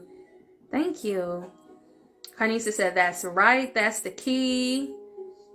That's so beautiful of you. Some of us had children so that we wouldn't have to carry that burden by ourselves and selfishly put it on our children. But you can heal that. Like being a parent and having children is the most profound thing that you could ever do. And I just don't take that lightly. And it was always something inside of me that just felt like it is not safe for you to have kids right now. And I don't know if that had to do with all of those fears and stuff that was stuck inside of me. But now that it's gone, I totally feel like if the right guy came along, that I would not have that many inhibitions to wanting to have children now. Because now I feel like I have the awareness and the healing to support it. So I won't make those same mistakes. I won't hit on my kids. I won't yell at them and cuss them out and do things to them that I don't necessarily think could be detrimental to them, even though it is. Like when kids are young, the pathways in their mind is being developed to characterize how they're going to behave as an adult. So you want to make sure that you are planting the right types of pathways, planting the right seeds, so that when they come across things that trigger them, they know how to deal with them in a healthy way, versus being a control freak, or not knowing how to have boundaries, or being afraid to accept healthy relationships and love because you've never felt that you were worthy of getting it, because you never felt love before, you know? So you have to make sure that you instill that in the babies. And the shrooms puts your mind back into that malleable state that a child's brain is in, so that you can rewrite it and remove all of the fucked up shit that got stuck there, that's holding you back and controlling your perspective on life. The shrooms removes, well, it does, I don't want to say it removes it, but it creates a new pathway, because your mind and your psyche is always going to remember everything that's happened to you, and that's how it's designed to work. It's designed to observe shit, process it and make sense of it, and then it's going to create a behavior, so that every time you sense or react or feel that, I'm sorry, not react, but every time you experience a sensation or experience that is similar to that thing that's planted in your mind, it's going to cause you to react in a very specific way. And that's like an automatic response that you don't even have to think about it. So this is why when certain people do things to you that are like ultimate no-nos to you, you snap on people, or you do things and you just be like, I just can't control it. Like anytime somebody come at me crazy, or attempts to make me feel like they're going to hit me or something, I just black out and I go crazy. And you don't know why you do that, and you can't control that. Like, that is an automatic response that you have developed, maybe because you were abused as a child, or anything, and your body has created this automatic response. And it controls you, and it controls how you carry yourself and how you behave throughout your life. The shrooms help you get around it and create a new way, so that you don't have to act like that. So I'm really excited to see, you know, how I respond to relationships and friendships, and, you know, my business endeavors with these newly created pathways that I created last night, where I reassured myself that I'm safe, that I'm loved, that I can do no wrong, and that being perfect, I don't like, none of that shit matters. Just get out there and follow your heart. Like, that was what I recreated in my mind. Like, you don't have to worry about how everybody's going to perceive you and what they're going to think about what you got to say and what you got to do. You don't have to worry. Like, none of that shit matters. The only thing that matters is that you follow your heart, and that you always know that you can do no wrong. You can't do nothing. You can do whatever you want to do, because you are loved, you are safe, and you are so secure. Like, you can't do nothing wrong. Hold on, what's it say? So D.O. Grayson said, you got me in tears. Thank you for sharing this experience with us. You're so very welcome. Come on. I already read that. You're so brave. We needed to hear this. Thank you so much. It takes a lot of guts to be so vulnerable and to, you know, put all your business out there. But I also know that this is a part of not only the continued healing journey for me, but by sharing my healing process, this is how I help other people heal themselves. Like, that's what my business, Awakening Aquila, stands for.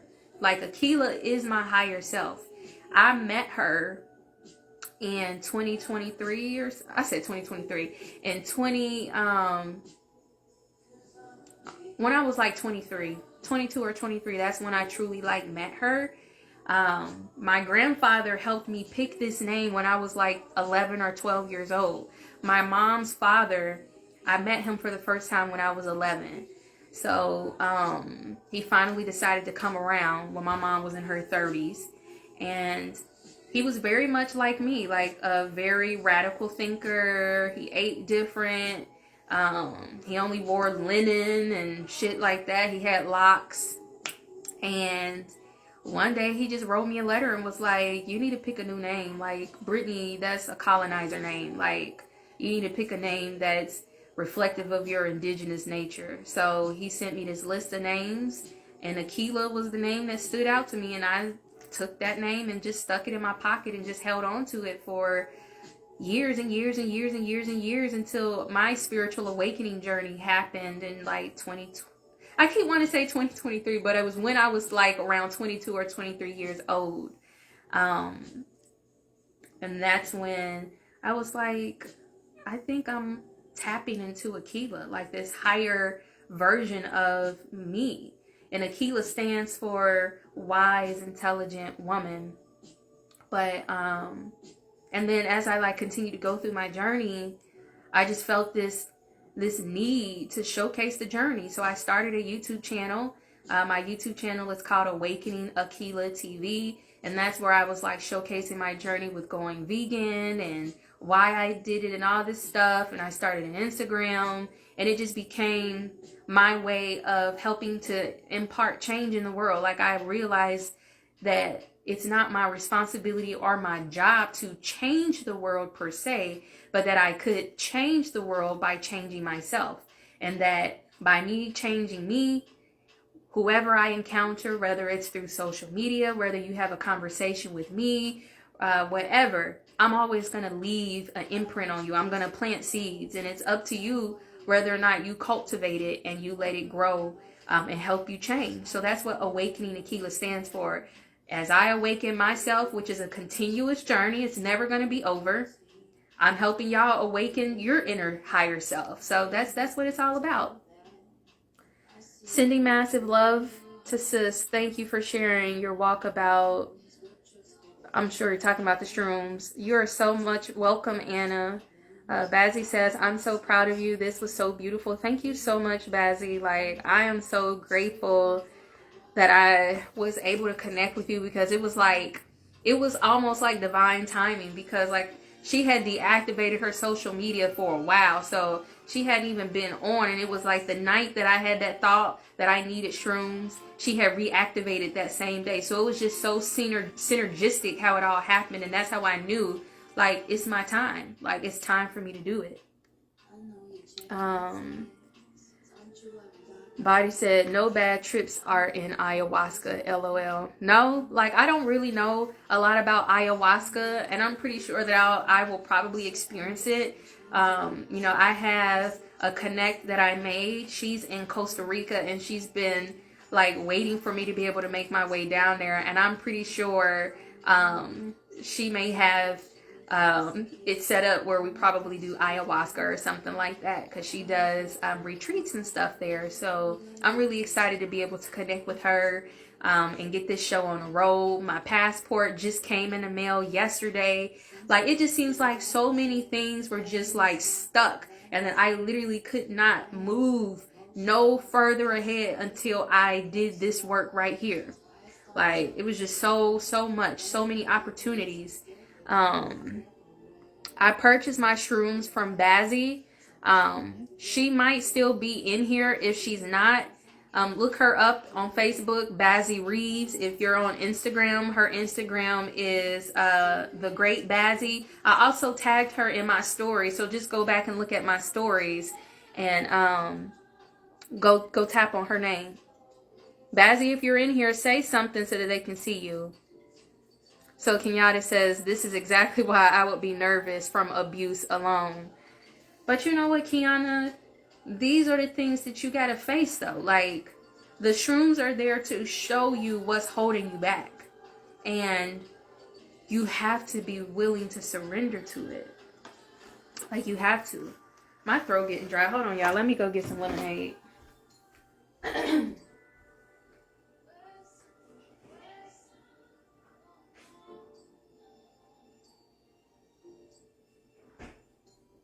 Dang, I'm almost out of lemonade. I need to make some more. Let me water it down a little bit. But you gotta be willing. You gotta be willing to embrace it. Like, that's the whole point. You gotta surrender. You gotta let go of the control. You cannot try to control this. They're gonna show you whatever you need to see. So whether it's scary, which it can be, because when the trauma start coming back out to you, you're going to see things and it's going to be frightening. Like, oh my God, the feelings that you feel, because everything is so intense. And even though your consciousness is speaking to you and it's literally like coaching you through the process, it still has to show you so that you can understand it. It still has to help you feel it so that you can understand how it's affecting you. And like, for example, when I was laying in my bed for the first time, and it took me back to that experience where I was intimate with that guy who just like did some ultimate no-nos, and his energy came up and it was literally coming up out of my body. Like, that shit was scary. The feelings, the images, it wasn't fairy tales and ponies and balloons and butterflies and flowers and sparkles. That shit, it was like looking at demons coming out. I was seeing snakes and dragons, and it was scary because that was the personification that spirit was using to show me the energy that was stuck in my body. Like, somebody literally put poison inside of me. Like, that's the best way I can explain it. Like, he infected me with his poison, with his negativity, with his pain, with his energy. And he did it. And I was so mad at this guy. I was so scared of him too. Like, I have to admit that there was a deep fear that he had that over me. And I remember when I was sitting in the bathroom and it was coming out of me, I remember saying to myself, like, you don't have power over me. Like, you don't have no energy over me. I release all of this. Like, you don't have no power over me. Like, I had to reaffirm that because I was nervous and I was scared. Like, when I would think I even saw this guy, I would like get nervous as fuck. And it's not because he hurt me physically, but it was just when people have really fucked up energy and they do shit to you that just violates you, and you don't know how to protect yourself from that, especially when they dabble into that dark magic and shit, you be zoned the fuck out. And me being a young lady, you know, that stuff is scary. So I was extremely, extremely affected by that situation, and I did not know how to release it in a safe way and be okay with it. So even though it's been 2.5 years and I haven't seen the guy or talked to the guy or none of that, I still get triggered. I still get triggered. Like, it triggered me if I would see a car and I would think that it was his, or, you know, sorry, I thought I heard a song that took me somewhere, but it's not that song. Like, that song made me stop. But even when people bring up the situation, like, I would never even want to say his name. Like, I never would want to give him no type of power because I was so afraid of that situation. I never had someone stalk me or make me feel unsafe to the point where I contemplated shooting a motherfucker. Like, that's the kind of energy that I felt inside of me. That's how afraid of him I was. So when all of that was coming out, that was scary, having to relive those emotions. But you gotta face it in order to heal it, and you will feel so much better at the end when it's gone. Or I'm supposed to be making up my charts, but I'm so happy to be on here with you. Kiana, I'm so glad that you're here too, and that you are able to absorb this. Kenyatta says mind, body, and soul. Yes, the mind and the body and the soul are all one. And the things that you carry around mentally, spiritually, they will start to physically manifest in your body. Anybody who has worked with me, on health issues, I will always try to get to the root of what's going on in your life. And not only will I always talk about diet and nutrition, but I'll always be like, so what's going on, mentally? What's going on emotionally? Like, let's start picking this apart and unpacking it, because I understood a long time ago that the mind and the body cannot be separated. They are one. And when you're sick mentally or unwell mentally or spiritually or emotionally, whatever you want to call it, it's going to affect you physically. So all of it has to be healed in order for you to have full holistic healing in your body. What else? Let me keep going. That's so dope. Thanks, Devora. You took us to church. Yes, ma'am. Body says, great story, Akila. Thank you so much. Devorah says it's beautiful. Kiana says thank you for sharing. You are welcome. Kenyatta says thank you for sharing your journey. You are so welcome. Okay, so you were talking about being a control freak. I think once you heal yourself, you heal your bloodline. Absolutely. And that's what I was kind of like talking to my mom and my dad about when I was on the phone with them. I was just telling them, like, y'all, I did it. Like, I did it. Like, I healed it for us. Like, we don't have to worry about nobody else coming through our bloodline carrying this hard, calloused, don't know how to love, don't know how to nurture energy, because I just healed it for us. Like, and I was just like, I'm so proud. Like, I'm so grateful. Your body keeps score. Yes, it does. Your body, and it's actually your DNA. Your DNA keeps score. Like, every single thing that happens to you, it keeps track of that. The cells inside of your body, they have memory too. So everything that you experience, they hold on to that shit too. And this is why fasting is a good way to spiritually purge and cleanse as well, because as you release toxins and stuff out of your body and you start burning fat, or when you start releasing those old cells and all of that weight and stuff that you are carrying in your body, which sometimes you develop as an insulator so that you don't have to, like, how can I explain it? Like, a lot of people who pick up weight and they become obese, that is an insulation that people unconsciously put around themselves so that they can protect themselves, because they feel very broken or vulnerable. So they unconsciously gain weight as a form of self-protection. So when you're fasting and you're cleansing and you're losing weight and you start burning that weight, your cells start rebuilding and repairing themselves, and the dead cells start being released and cleansed out of the body, that is a purge that also helps to release the cellular memory of all of those things that was trapped in those blood, in those cells, and in that body fat that you released. So you can literally purge a lot of stuff physically, but you got to go mentally there too sometimes as well. And that's why all of it works together. Like, I don't think that there is no coincidence that I just did a 28-day fruit cleanse to purify my physical body and then jumped into this experience. Like, it was all necessary. Let's see. Thank you so much for sharing your experience. You are so welcome. Akila, you should go to my page and check out some of my Buddhist posts. I think it'll add more value to you. Okay, I will definitely do that. Glory said, I'm late, but what made you want to take them though? Like, what state of mind were you in? Because I want to experience it, but I want to have the right reason to do it.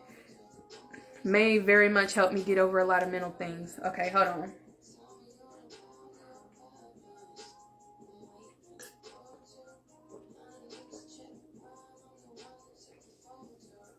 Whew. I need that. But I took them because I felt like I had a lot of roadblocks. Like, I just kept having certain things being recycled in my experience that made me feel like I was just stuck in the loop. Like, I can never make it past a certain stage in my life. Like, even with my business, in relationships, whatever, it's like I had all these different things going on, but I could never just like make it past a certain threshold. And for the past like 2.5 to 3 years, it's the same thing over and over and over and over again. And then every time we would have like a Mercury retrograde, the same issue would come right back around. It would be the fear of starting my restaurant, like, and then I would just keep contemplating and stuff and just being like, why am I so scared to do this? Like, why can't I just pop off and just do this? Like, I already know how to do it. I already know how to cook. The city already supports me. Like, why am I so goddamn afraid to do this? Like, and then that's when I was just like, you know what? There is something holding me back. Like, there is something definitely there, and I don't know what it is, but I have to clear it away if I want to be able to be successful in life. Like, I'm never going to be able to move past this if I don't clear away these roadblocks. So that was like the mental state that I was in. And I already knew that psychedelics in general had the ability to help you do that. Like, they are very good at helping you to heal repressed traumas, and to help you see things from a different perspective, and to help you get over them. So I kind of like already had that understanding. It was just a matter of being prepared for them.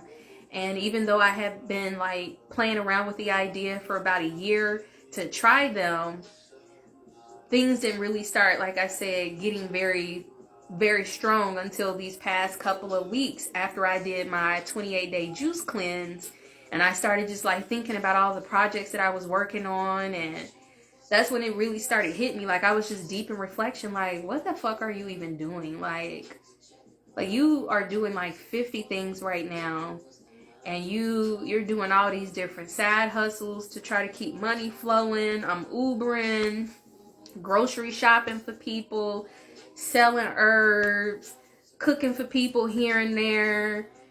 Like I'm just doing so many different things, but I'm not even like hitting the height of my success, when really, if I just focused on one thing, I could make so much more money and be so much more successful. But I was scared to do it because I just had all of these thoughts in my mind that was just telling me why I couldn't do it. Like, well, you don't have a space yet. You don't have a restaurant yet. I don't want to do it out of my house. I don't want people knowing where I live at, because I done already had a stalker, and I already had a negative experience. So that like started making me real paranoid about letting people know where I live at. So it was just like all these different things just telling me why I couldn't do what I know I'm really gifted at. So it was just like, girl, what do you want to do? Do you want to be a herbalist? Do you want to be a Uber driver? Do you want to be a chef? Do you want to have a restaurant? Do you want to write books? Like, what the fuck do you want to do? Like, it's okay to want to have multiple passions, but you cannot do all of these things at the same time and then think that you're going to kill it. Like, think about all these projects that you done started but you haven't finished, and why you haven't taken off with any of them. That's because you haven't put enough momentum into anything, because every time you start a project, you start fucking working on something else. It's like you're literally sabotaging your own success because you're so afraid to just go with the flow on one thing. So that's what really started coming up to me when I was doing my 28-day fruit cleanse. That's what really started coming out to me, like, damn. And then I'm seeing other people who are doing similar things to me being extremely successful. And they're thriving, their businesses are doing good. And then I'm sitting here looking at me like, bitch, I'm still driving Uber and shit. Like, how come they taking off and I'm not taking off? And then I found myself being jealous and feeling envious. And then that's when I really had to sit down and check myself, like, no, you cannot be jealous and you can't be envious of somebody else's success because of your lack of focus and because of your inadequacy. Like, you need to get down. You need to figure out what you want to focus on, and you got to learn how to stop trying to do 50 things at once. Like, pick something and do that one thing. Secure yourself, and then when you get good and secure in that one space, then you can add something new. Like, but you don't got to do all of it right now. Like, you can't do it all right now. Like, you see where this is getting you. It's not getting you anywhere. Like, you in the same motherfucking position you've been in for the past 3 years. Like, you ain't leveled up yet. Like, and that's your fault. But what's stopping you, you got to figure that out. So that's when I really was like, okay, I think I need help. Like, I need help trying to get to the bottom of this. So that's when I knew I needed help, because just keep sitting here thinking about it. I could keep journaling all day. I could keep writing out all these motherfucking plans. Like, I got notebooks full of, like, I done wrote the same motherfucking business plan about 3,000 goddamn times, but I still have not been able to execute. Like, why? Like, why is this so hard for me? So I needed the help. I needed the help to get extremely clear. And what I figured out during the trip is that because of the deep-rooted fear of being unsuccessful, the fear of not being safe, shining my light, and feeling like I needed other people to reassure me and to make me feel like it was safe for me to shine and to use all of my talents, because I didn't have all of that taken care of, I couldn't excel in the real world. I got these talents. I got all these gifts. I can cook really well. You know, I can teach about all these health topics because I'm passionate about it. I got programs to help people, but none of this shit is taking off like I want to. And it's all because I'm afraid to really put myself out there. Like, I barely advertise the shit I do. Like, just, like, I was just, it's so fucking annoying. Like, so annoying. So that's where it came from. The lack of feeling unloved, not feeling safe, not feeling secure, feeling like I was making mistakes and that I would be punished or that something would happen to me if I fucked up.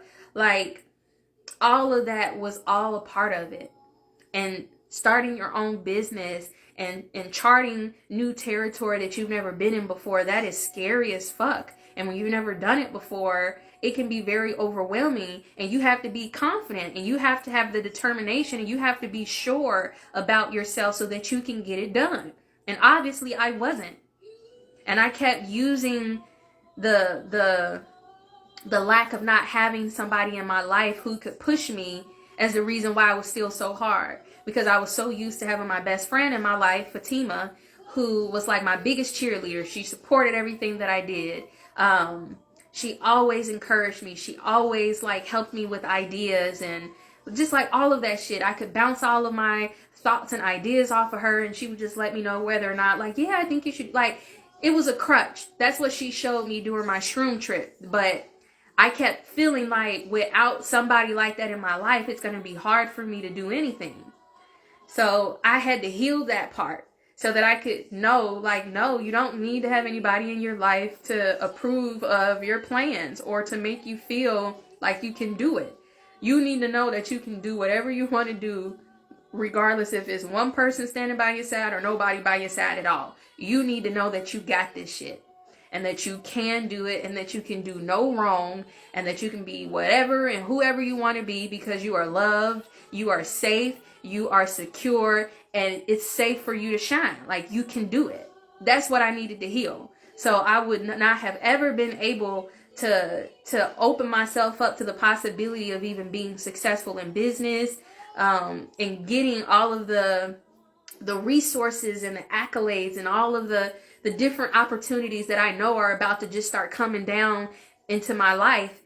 I would have never been able to have access to them because I would have kept telling myself subconsciously that I didn't deserve them and that I wasn't worthy of them or that I wasn't ready for them.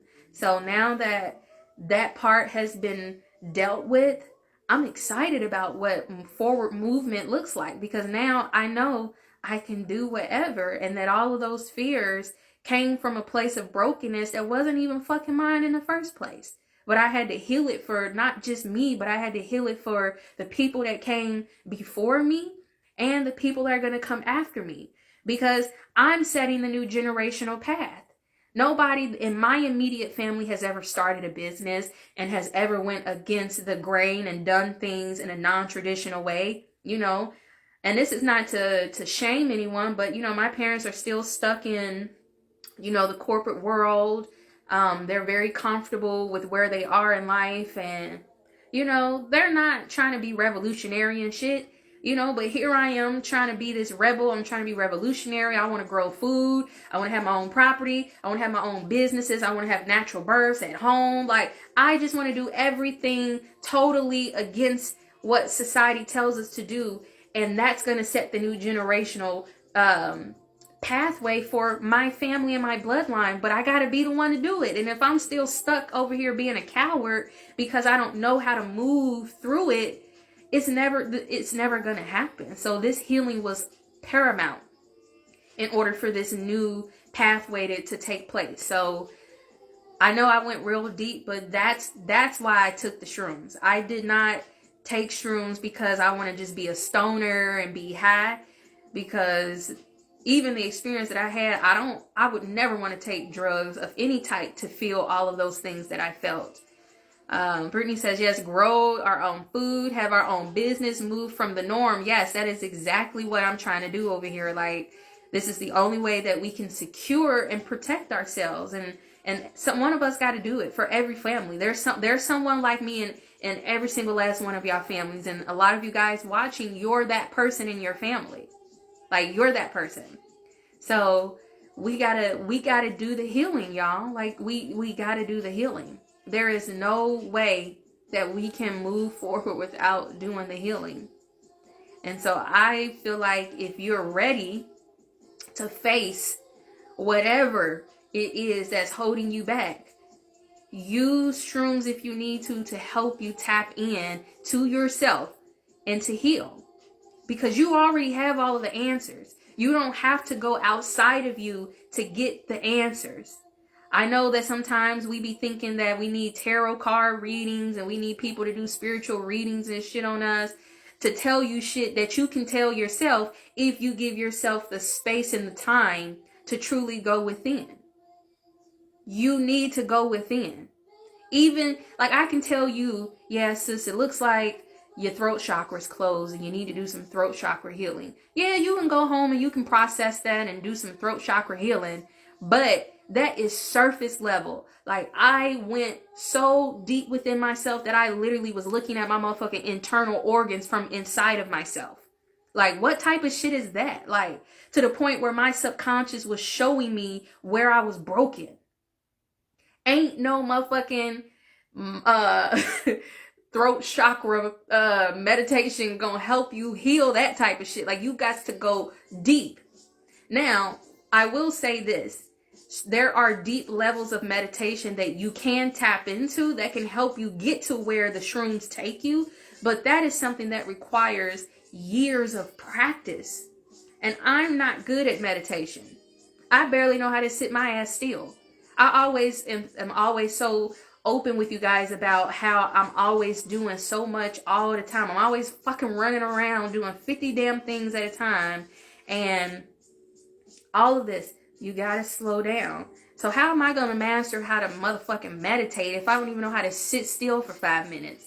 Like, it's like as soon as I sit down, I'll be like, okay, well, what can I do? Well, while I'm sitting here resting, I'm supposed to be resting, but let me make my grocery list. Let me, like, my mind is always trying to fucking multitask. Like, I do not know how to just be still. It is so, that shit right there. Just be still.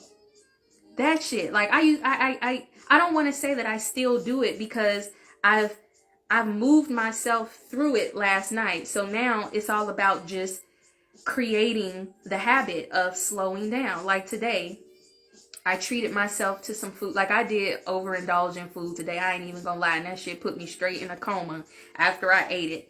But I went and I had some soup from this restaurant that I like.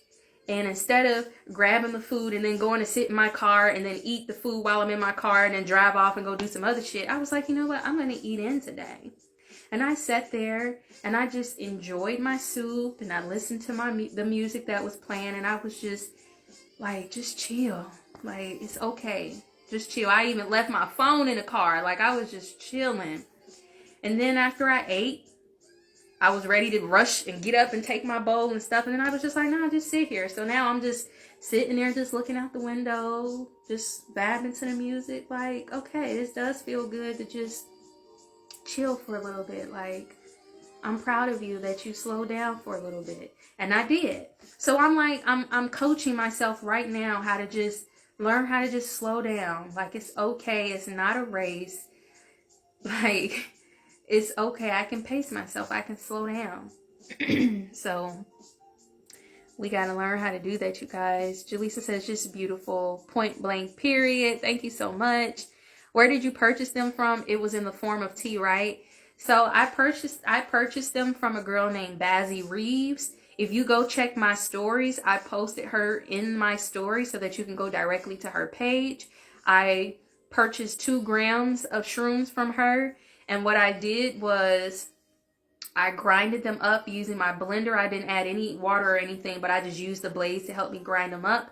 And then I soaked them in lemon juice for about 45 minutes to help activate the active ingredient in them. And then I squeezed all of that juice out of them. I used like a nut milk bag that I have, but if you have like cheesecloth, or even if you got a sock or a stocking or something, you can use that to strain it and squeeze all the juice out.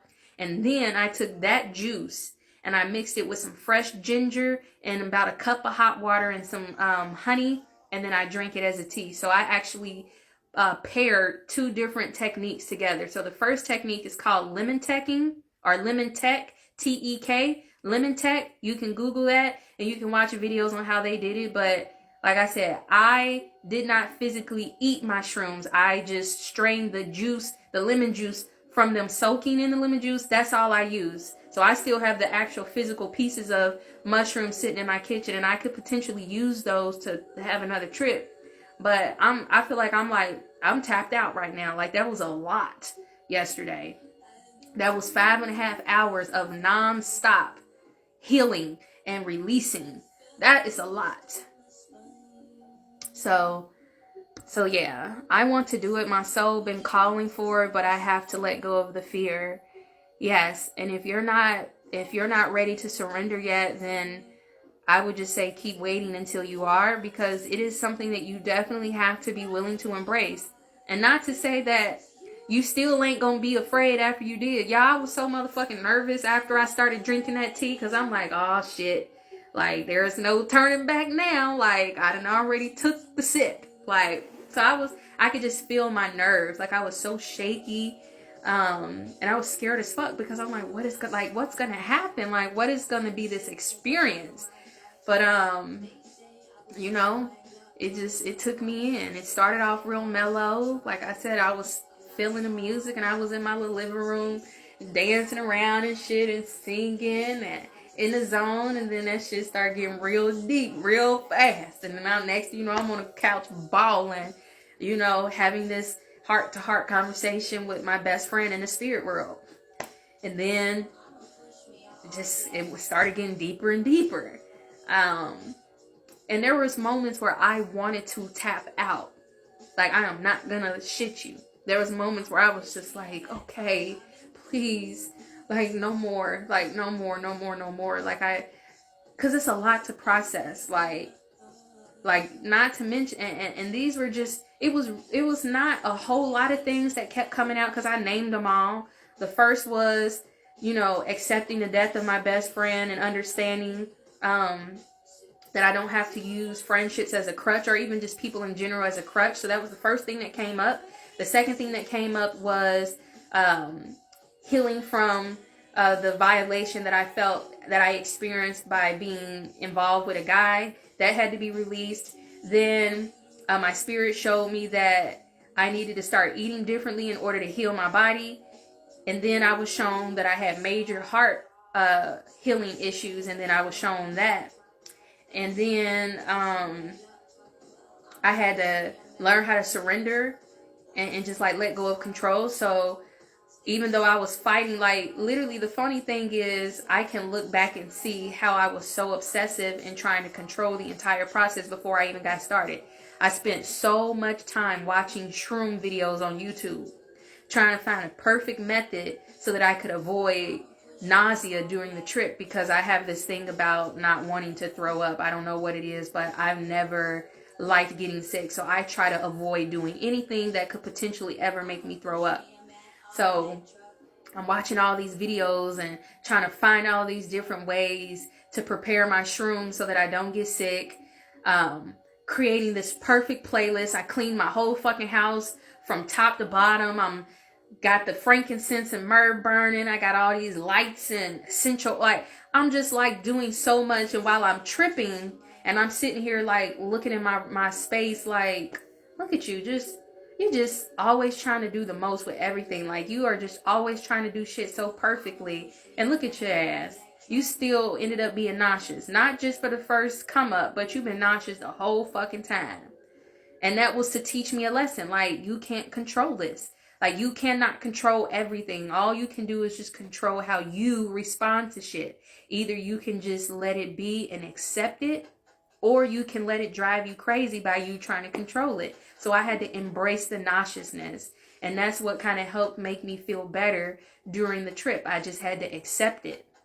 Like, yeah, I'm nauseous and I feel like I could throw up at any moment. But so what?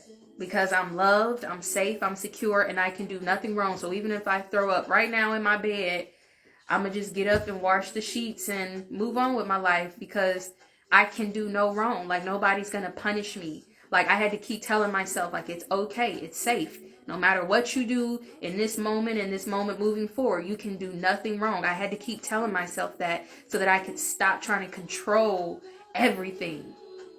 So the fear, I think, is inevitable.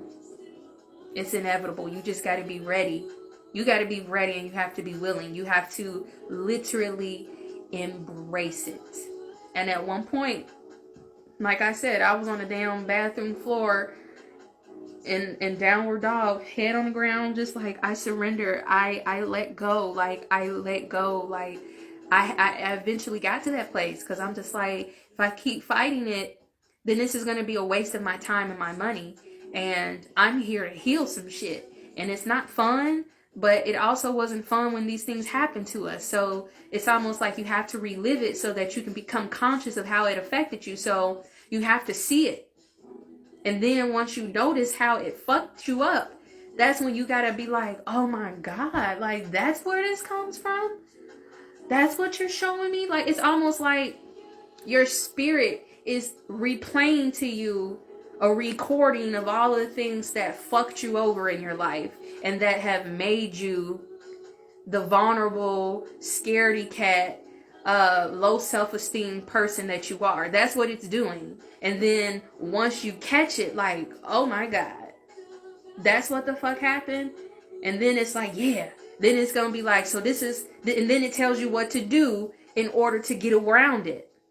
So whether it tells you that you need to start eating something different, or you need to recite these words and you need to keep telling yourself this. In my case, I had to keep hugging myself like, man, y'all, I was all over my motherfucking bathroom floor. Like, you are so loved. You are so loved. Like, I was hugging the hell out of myself, hands all on my neck, but that's what spirit was telling me to do. Like, you need to have hands laid on you. And that's my love language. And that's because I didn't get the physical touch enough as a child. So all of those things come out in the things that you crave the most. So that's what I had to do. I had to hug on myself. I had to hear it. I had to tell myself. I had to tell my inner self that I am love. I had to imprint that inside of my brain so that it would remember. Hey Makita, I am well. How are you? That's the same thing that happened to me. See, you gotta embrace it. I think I remember speaking on that before. Yeah. You gotta remind me because now I'm so late catching up on the comments that I don't even know what you're referring to. What's up, y'all, on Instagram? If you got questions, put them in there. How much did I do? I did 2 grams. But the way that I prepared them, it made the trip way more intense. So it was almost like the equivalent of probably doing like 3 grams or maybe 3.5 grams. Like, I did the lemon tech method. And then from there I strained the liquid from them and then used it to make a tea. So I didn't even physically eat my shrooms. I am Queen said, I need to talk to you. Okay, let me know what's up. Priscilla said, yes, I need all of that. I need to get with you. Now, mind you guys, I don't sell the shrooms and I'm not a supplier, but if you go look at my stories, I posted the girl who I got mine from. So go check that out if you ever want to purchase. I did 2 grams for my first trip and it was extremely intense and it lasted for 5.5 hours. How for you spell the name of your shroom supplier? Her name is Bazzy, Bazzy. But if you guys go, like I said, go to my story. I tagged her so that you can click on the name and it'll take you directly to her page. Thank you so much. I truly resonated. You are so welcome. I have to go back on this video. I will be getting with you soon. Okay. And I'm going to leave this video up. I may even put it on my YouTube channel as well for you to go back. So that y'all can, go back and watch it if you want. So I'm going to go for DMT. I think it's time for me to. My shroom experience has always been ever evolving for me. See, I have not done any of that. Like, I've never tried DMT before. Never tried LSD or acid or ecstasy or none of that. And all of those are psychedelic types of drugs, but they're different from shrooms. Um, I can't say that I will never try them, but I can't say that I will.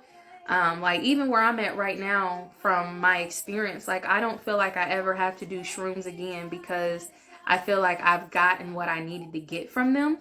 Um, Now, of course, if I hit another challenging space in my life where I feel like, I'm having repetitive cycles that I can't seem to get out of and I need some assistance to help me get some vantage over what's happening, then I may choose to use the shrooms to help me in that aspect. But outside of like just using them recreationally, because some people do like microdose and they microdose in order to elevate their mood and to just feel good a little bit, almost like how you smoke weed for that experience. Like some people microdose on the shrooms and stuff for that reason, and I don't have anything negative to say about that, but that's just not me. Like I'm just not a substance user in that kind of way. Like I don't smoke. I may have done edibles a couple of times just to have the experience and to know what it feels like, but yeah, I'm cool on that. Like I don't want to be dependent on anything. Even though drugs, like, well, I don't even want to call shrooms a drug because I don't think that they're drugs. It is plant medicine. Like these are healing tools, spiritual tools to help you heal and to be better. So I don't even like calling it a drug because it's not. It's a plant medicine. And when I think about shrooms, where was I about to go with this? Damn, I totally lost my train of thought. I don't even know, but I don't think it's anything to play with, and I don't want to abuse them. Oh, I know what I was going to say. They're not addictive. Like, they don't have the same qualities that, like, cocaine and heroin and shit has. So you can't become addicted to them in that way, but people can become, like, dependent on using them in order to help them elevate their mood when they are experiencing depression and shit, or just bouts of sadness.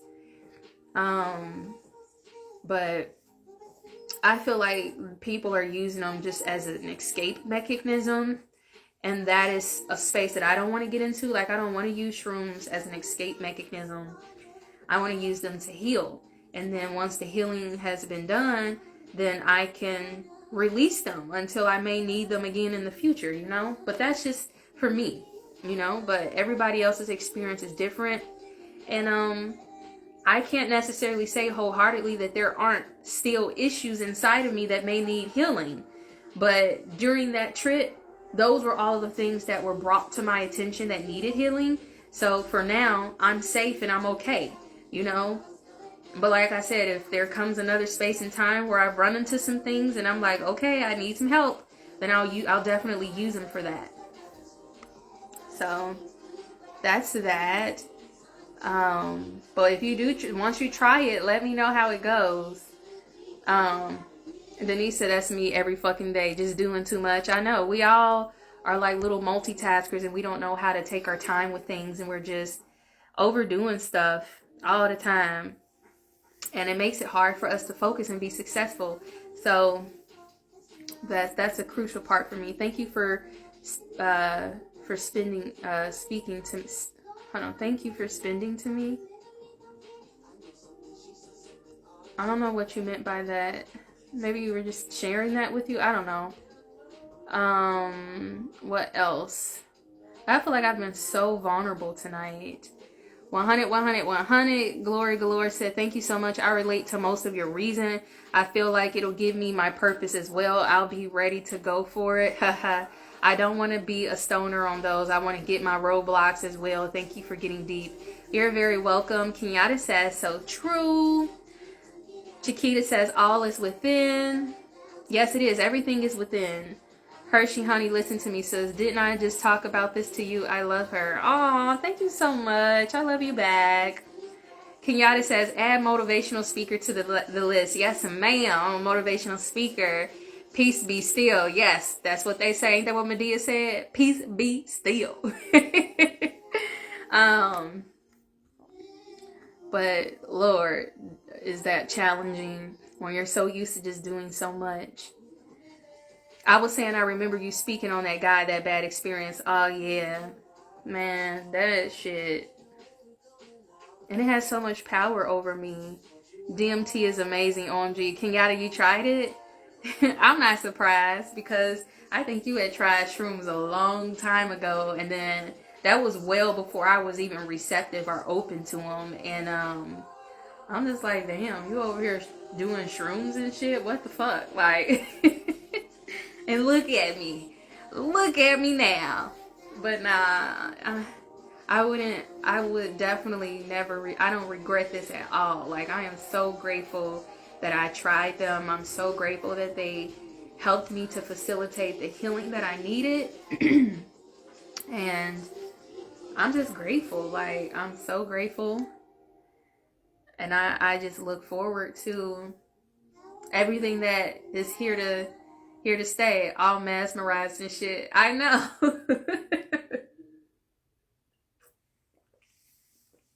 Body Dharma says, you've been very vulnerable. That plant medicine increases your outlook of trust. But you have people here that actually care and want to see your success. Well, thank you so much. And I know that people care about me and want to see me successful. It's just that I needed to see it for myself. That was the missing part. Even though I really wanted it, I didn't feel worthy of it. But I healed that shit. Kenyatta says, yes, girl, DMT was the first psychedelic I tried. I did it before shrooms. Oh. Yes, I'm proud of you, LL. I never thought I'd see the day you'd be doing shrooms. I know a lot of people probably, it's just like, I can't imagine her, you know, eating edibles and getting high and doing stuff like that. But, you know, I know that I have this persona about me that I'm super, like, perfect and that I don't do anything wrong, right? But all of that is part of this identity that I created in order to make myself feel safe being me, you know, playing it safe. Like I even had one of the ladies who's on here, her name is Shatima. Like she had made a comment to me, and I've always had people say this to me, but she was just like, you know, when I had hosted my first women's retreat last year, she had told me, like, I want to come, but I'm going to be honest, I low-key was scared to come because you just seemed so perfect to me, and I just didn't think that I would be able to relate to you, and that y'all just wouldn't, like, be the crowd that I needed to be around in order to, like, get the type of healing that I needed. And I was just like, damn, like, I don't want people to look at me like that because I am not perfect. Like, I have a lot of shit that I deal with on a day-to-day basis, but I can be kind of private. And, like, the funny thing is, like, I'm so open, but I'm also very private. Like, I don't talk about my dating life on here. I definitely don't post all of my feelings and emotions on social media because I have learned that some things you do need to keep private because those things can come back and haunt you. You know, so you have to have a little bit of discernment with what you share on the internet, especially when you're a public figure. Like, I can't get on the internet and be wilding and just saying and doing any old thing because I have people looking up to me and learning from me, and I take that very seriously. So I can't be out here doing certain things and then want to turn around and be a motivational speaker and a healer. Like, there's just that being who I am comes with a certain level of responsibility. So, but I did feel like, damn, like, I don't want people to think that I'm not relatable because I am that around the way girl. I cuss. I grew up in the fucking hood of Cincinnati, okay? I was born in Fay Apartments and then grew up in Westwood my whole life. I fight. I cuss. You know, I can be hood, but I'm also this preppy, intelligent, extremely nerdy kind of girl. So it's like I'm multifaceted in so many different ways.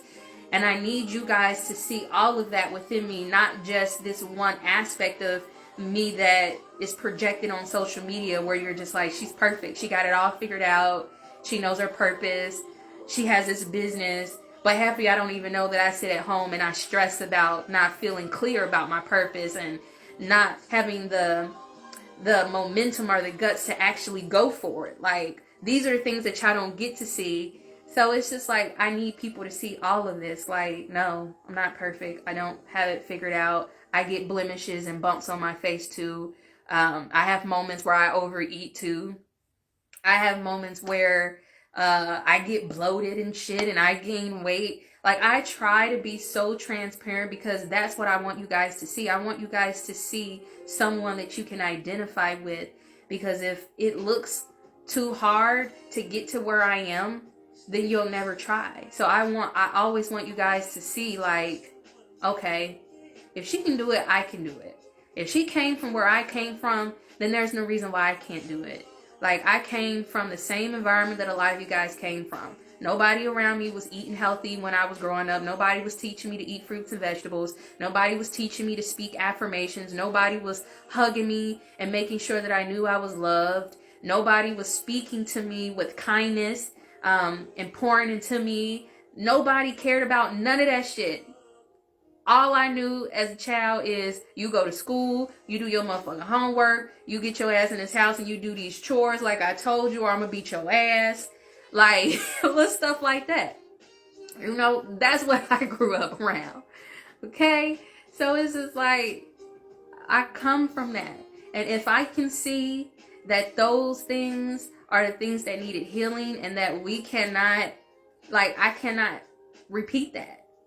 And I'm not saying that people have done me wrong or that my mom even did me wrong. I can't blame her. She mothered me the best that she could with what she knew how to do. But in her experience, she taught me, you can't hit your kids. Like, those, like it's so detrimental. You are their first source of protection. You are their caregiver, their protector, their teacher. You are everything to them. You cannot expect them to trust you as their protector. You cannot expect them to feel like you are their safe place if you're the same person who's going to turn around and backhand their ass because they didn't mop the floor when you told them, or they said something and got smart with you so you didn't punch them in the face, or whoop their ass because they, you know, got into a fight in school. Like, how am I supposed to feel safe with you being my protector, but right now I feel like I need somebody to protect me from your ass? Like, we can, like, that is so retarded. So retarded. So in being raised like that, it's like, okay, I can absolutely not do that to my children. And that's why I'm so grateful that my best friend came into my life and showed me the opposite of that. She showed me what it was like to be tender, to be soft, to be gentle, what it looks like to do gentle parenting. I got to see firsthand what it looks like to breastfeed a baby, while being vegan and all of these things. Like, my best friend did all that shit first before I seen anybody doing it. She went natural with her hair first. She had went vegan. We were still in college at the time and that shit wasn't even popular. She had started her own business already. Like, she was doing the damn thing and had a baby, was breastfeeding and all of that. And I had never seen a woman do any of those things. Not just at once, but like, I mean, just period. I've never seen it. So, okay, I thought I had to sneeze. But it was just like amazing to be able to have all of these teachers in my life to help me. So that now when I have children, I know how to be stern, but I also know it's not safe to knock them upside the head, no matter how angry they make me. Like, we have to teach them, I got your back. I'm going to protect you and I'm going to make sure you're safe. And if my job is to protect you, that means that I can't harm you. I'm not allowed to hit you just because I'm an adult and I don't know how to handle my emotions. So I'm going to take my lack of control and I'm going to hit you. What's up, girl? Like, that's not okay. That is not okay. We cannot treat our children like that. We cannot abandon them. We cannot chastise them and say things that are going to destroy their self-esteem or make them feel a certain type of way, because the very things that we say or don't say are going to be the things that are going to imprint in them and make them become the person who they end up becoming as an adult. And then you wonder why they're so fucked up and why they can't love properly, or why they have a hard time being confident, why their self-esteem is so low, why they lie about everything. And that's because they're afraid to be themselves. And we, as the mothers and the fathers, are responsible for the way they turn out. So I'm just like, absolutely not. I can't do that. I will never black my daughter's eye or my son's. I will never bust their lip. But those were some of the things that happened to me. And I'm not mad at my mom. She just didn't know no better. And she thought that that was how she got me to act right. She thought that that's how she was supposed to treat me so that I would listen to her. You know? But I used to get my ass whooped. Oh, that's the music making that noise. But yeah, I used to get my ass whooped. You know, my mama gave me my first black eye, my first busted lip. You know? I used to get cussed out, you know? And again, I'm not saying this to paint my mom out to be a bad person. But when that's all you've seen, and that's how you used to get treated when you didn't do what somebody told you to do, you repeat that shit until someone stops and says, oh my God, I can't repeat this. Like, I have to stop doing this and fully understand why you're doing it. You can't tell your kids that you hate them or you don't like them. But that's what my grandmother used to do to my mom. Used to tell her that she didn't like her and that she didn't give a fuck about her and little things like that. And those things stick with those children. And then you wonder why they become how they are. Like, we have to be our children's best fucking friend. From before they even become a part of this world, it has to start while they're inside of our wombs. We have to nurture them from the inside. We got to eat right. We got to make sure that when we're pregnant, we're around people that make us happy and make us feel good. We got to make sure that we're keeping our stress levels and shit down. Like, it is so deep, you guys. Like, so deep. It's just so deep. So I take that serious. That's why I don't have kids yet. And that's why I haven't been in a rush to have kids, because I just knew, like, I ain't ready yet, because I'm going to fuck around and slap my child, because I still got some shit brewing inside of me that ain't been healed. So yeah. It was like I was never hit as a child growing up either. So yes, it works. Oh wow. I'm so grateful to hear that, because it's not really heard of in the Black community. Like, we all got our asses whooped, and it's sad that we low-key think that that's like a rites of passage as a Black person, that like if you didn't get your ass whooped as a kid, then you ain't Black. But it's actually extremely sad.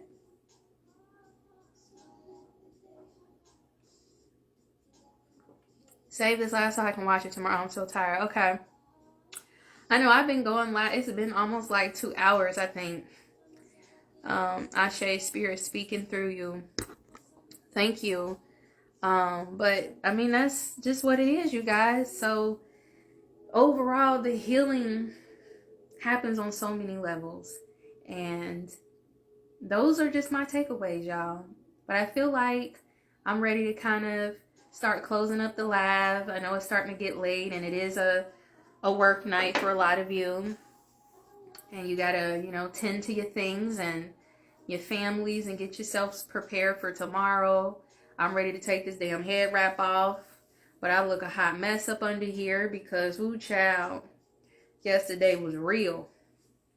OMG, I suffered at the hands of both parents, and at 61 years old, I'm still managing the trauma. Oh no, I'm so sorry to hear that. Like, my heart goes out to you. Like, nobody should endure that. But that's what happens, And then we repeat that unknowingly because we think that that's how we're supposed to discipline kids. But we got to realize that kids are a blank slate. They don't have rules and boundaries and projections and programming in their mind. So they don't know any better. They are curious, they are learning, they're trying to figure it out. And our job is to be patient with them as we show them the right ways. We have to show them. We have to model the behaviors. If we want our children to be able to express themselves and communicate effectively and not be afraid to share their emotions, we got to be able to do the same in front of them, because they're going to pick up on everything that we show them. They don't learn because we said, sit your ass down and don't get up. That's not how children learn. They have to physically, they're little recorders. They're going to watch you and then they're going to be like, oh, so that's how she does it. And then they're going to start doing it until they get good at it. So if you don't want them eating bad foods, you can't eat bad foods around them. If you want them to speak a certain way, as far as like not using a lot of, swear words and things like that, guess what? You can't use swear words around them. If you want them to be articulate and you want them to be able to have really good speech skills, speak to them like they're an adult. Don't be all like, oh, boo boo gaga, look at my stinky wink. Like, you can't talk to them like that. Even though we've been taught to do that, but you got to remember, they're learning. So if they hear you talking all retarded, even though you're doing it to kind of show endearment, you don't realize that you may be impeding their speech. So you have to speak like, what do you want? You want your bottle? This is your bottle. Okay, here's your bottle. Oh, you want your pacifier? Okay, let me get your pacifier. You have to really talk to them, and you have to use proper speech if you want them to have proper speech. All of these little different things, we have to take all of that into an account. You're training someone, you are uploading information into their brain, and you are impacting them for the rest of their life. So anytime you think about wanting to scream at your child or want to be like you're irritated, just take a moment and just breathe and just be like, remember, this could be a moment that could traumatize them for the rest of their fucking lives if I don't handle this right. And then they'll be an adult having to fucking go through an experience like Akila went through, trying to heal some trauma because I done backhanded their ass into next week because she wouldn't stop asking me the same question that I already answered 5 times. Like, we gotta just slow down. Like, can you give mommy 5 minutes, please? Or just walk away. Like, hold on, I'm gonna come back and I'm gonna answer your question, but I need 5 minutes to figure out the answer, and walk away. You've acknowledged them and you've let them know, but sometimes we do got to walk away. But it's so many different things that I'm just realizing right now. We can't abandon the children mentally or emotionally or physically. Otherwise, we set them up for failure. And yeah. And even when they're little babies too, we can't let them cry it out. We can't just be like, I'm so fucking tired. I don't, like, if she keep crying, I'm a fucking lose it. I'm not picking them up. I got shit to do. You can't do that either, because that is also where abandonment comes from. Babies cannot do for themselves, and crying is how they communicate. And yeah, it might be annoying as fuck to you sometimes, but you coming to their beck and call when they cry makes them feel safe and secure.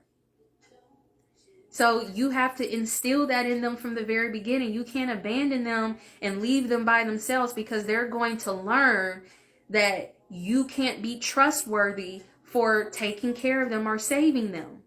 So that's a part of it too. Like, their brain is going to remember that shit. So we can't. I encourage any person on here who's pregnant or who's going to become a mother, invest in the baby wraps, not them little expensive ass things that have all these damn straps and buckles. I'm talking about old school, like the Africans do it. Get you one of them little wraps and wear your baby so that they're with you at all times, and you can be in your house vacuuming and washing dishes and doing all the shit you got to do, but the baby is with you. That way you ain't got to hold the baby, and you don't also have to leave them somewhere where you got to keep going and check on them. You also got to realize too that babies go through anxiety when they're separated from you, because they're so used to being in your womb. So when they are born, the separation anxiety can be a lot for them to handle too, because being inside of you is all they've ever known. So you have to be gentle and understand as well that babies are also processing a new experience when they are born. And we just haven't been taught that. Like, we can't just leave that baby and be like, shit, I'm trying to get me some sleep. She can cry. She'll be all right. Like, we can't do that. We got to figure it out some way, somehow. But we can't do that, because that right there is how abandonment issues start developing inside of the baby. So as women, for all the women who are listening here, let's do better at preparing ourselves for motherhood, because we are birthing the next generation. And if we don't get it together, everything that we create is going to be a reflection of our trauma and our unhealed issues. And so, Anna said, thank you for the healing and empowering messages. You are so welcome.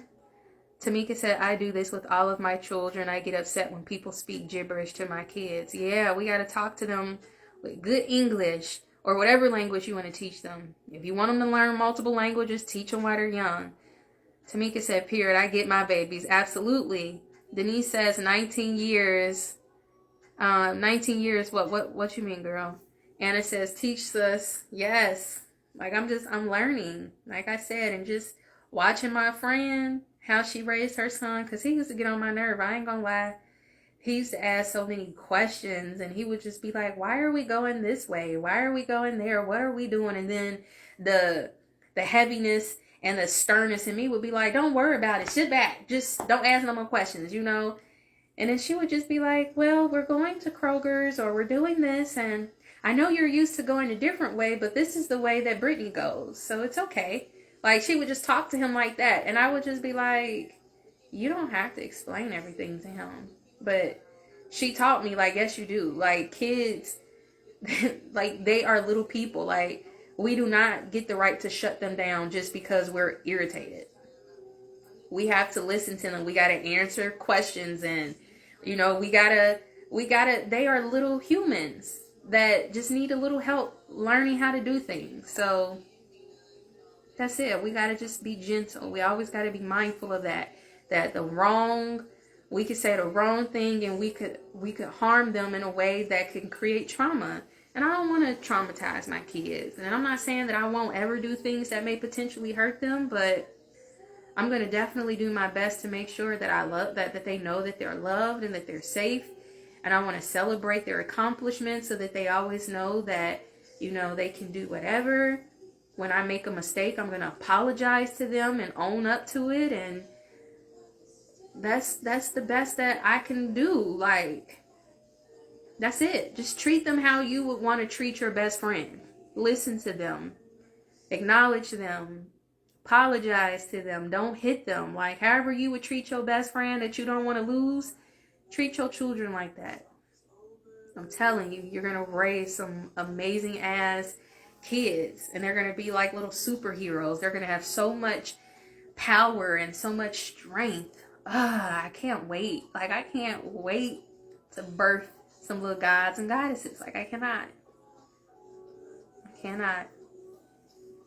But that's it, you guys. I'm getting ready to get on up out of here. It has been great connecting with all of you guys and being able to share the experience. I appreciate you guys for allowing me to unpack my shroom trip and talk about all of the healing that took place, etc. And yeah, I hope that you guys learned from it, and this has helped make you a little more comfortable with potentially trying them for yourself, you know, if you feel called to do it.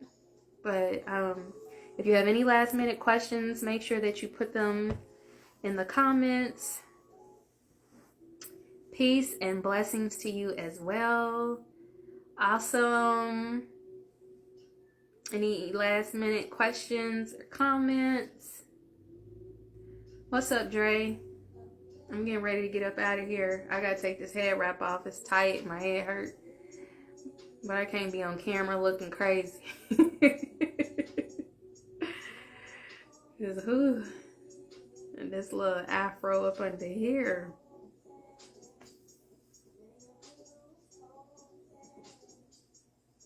Alright, so no last minute questions. Alright, you guys, so I'm going to go ahead and finish up. Like I said, I'm going to save this, and at some point I am going to upload it to my YouTube channel, but I'm not doing it tonight. But yeah, that's it. Thank you guys for tuning in, And I'll see you guys next time. Happy healing, everybody. Good night.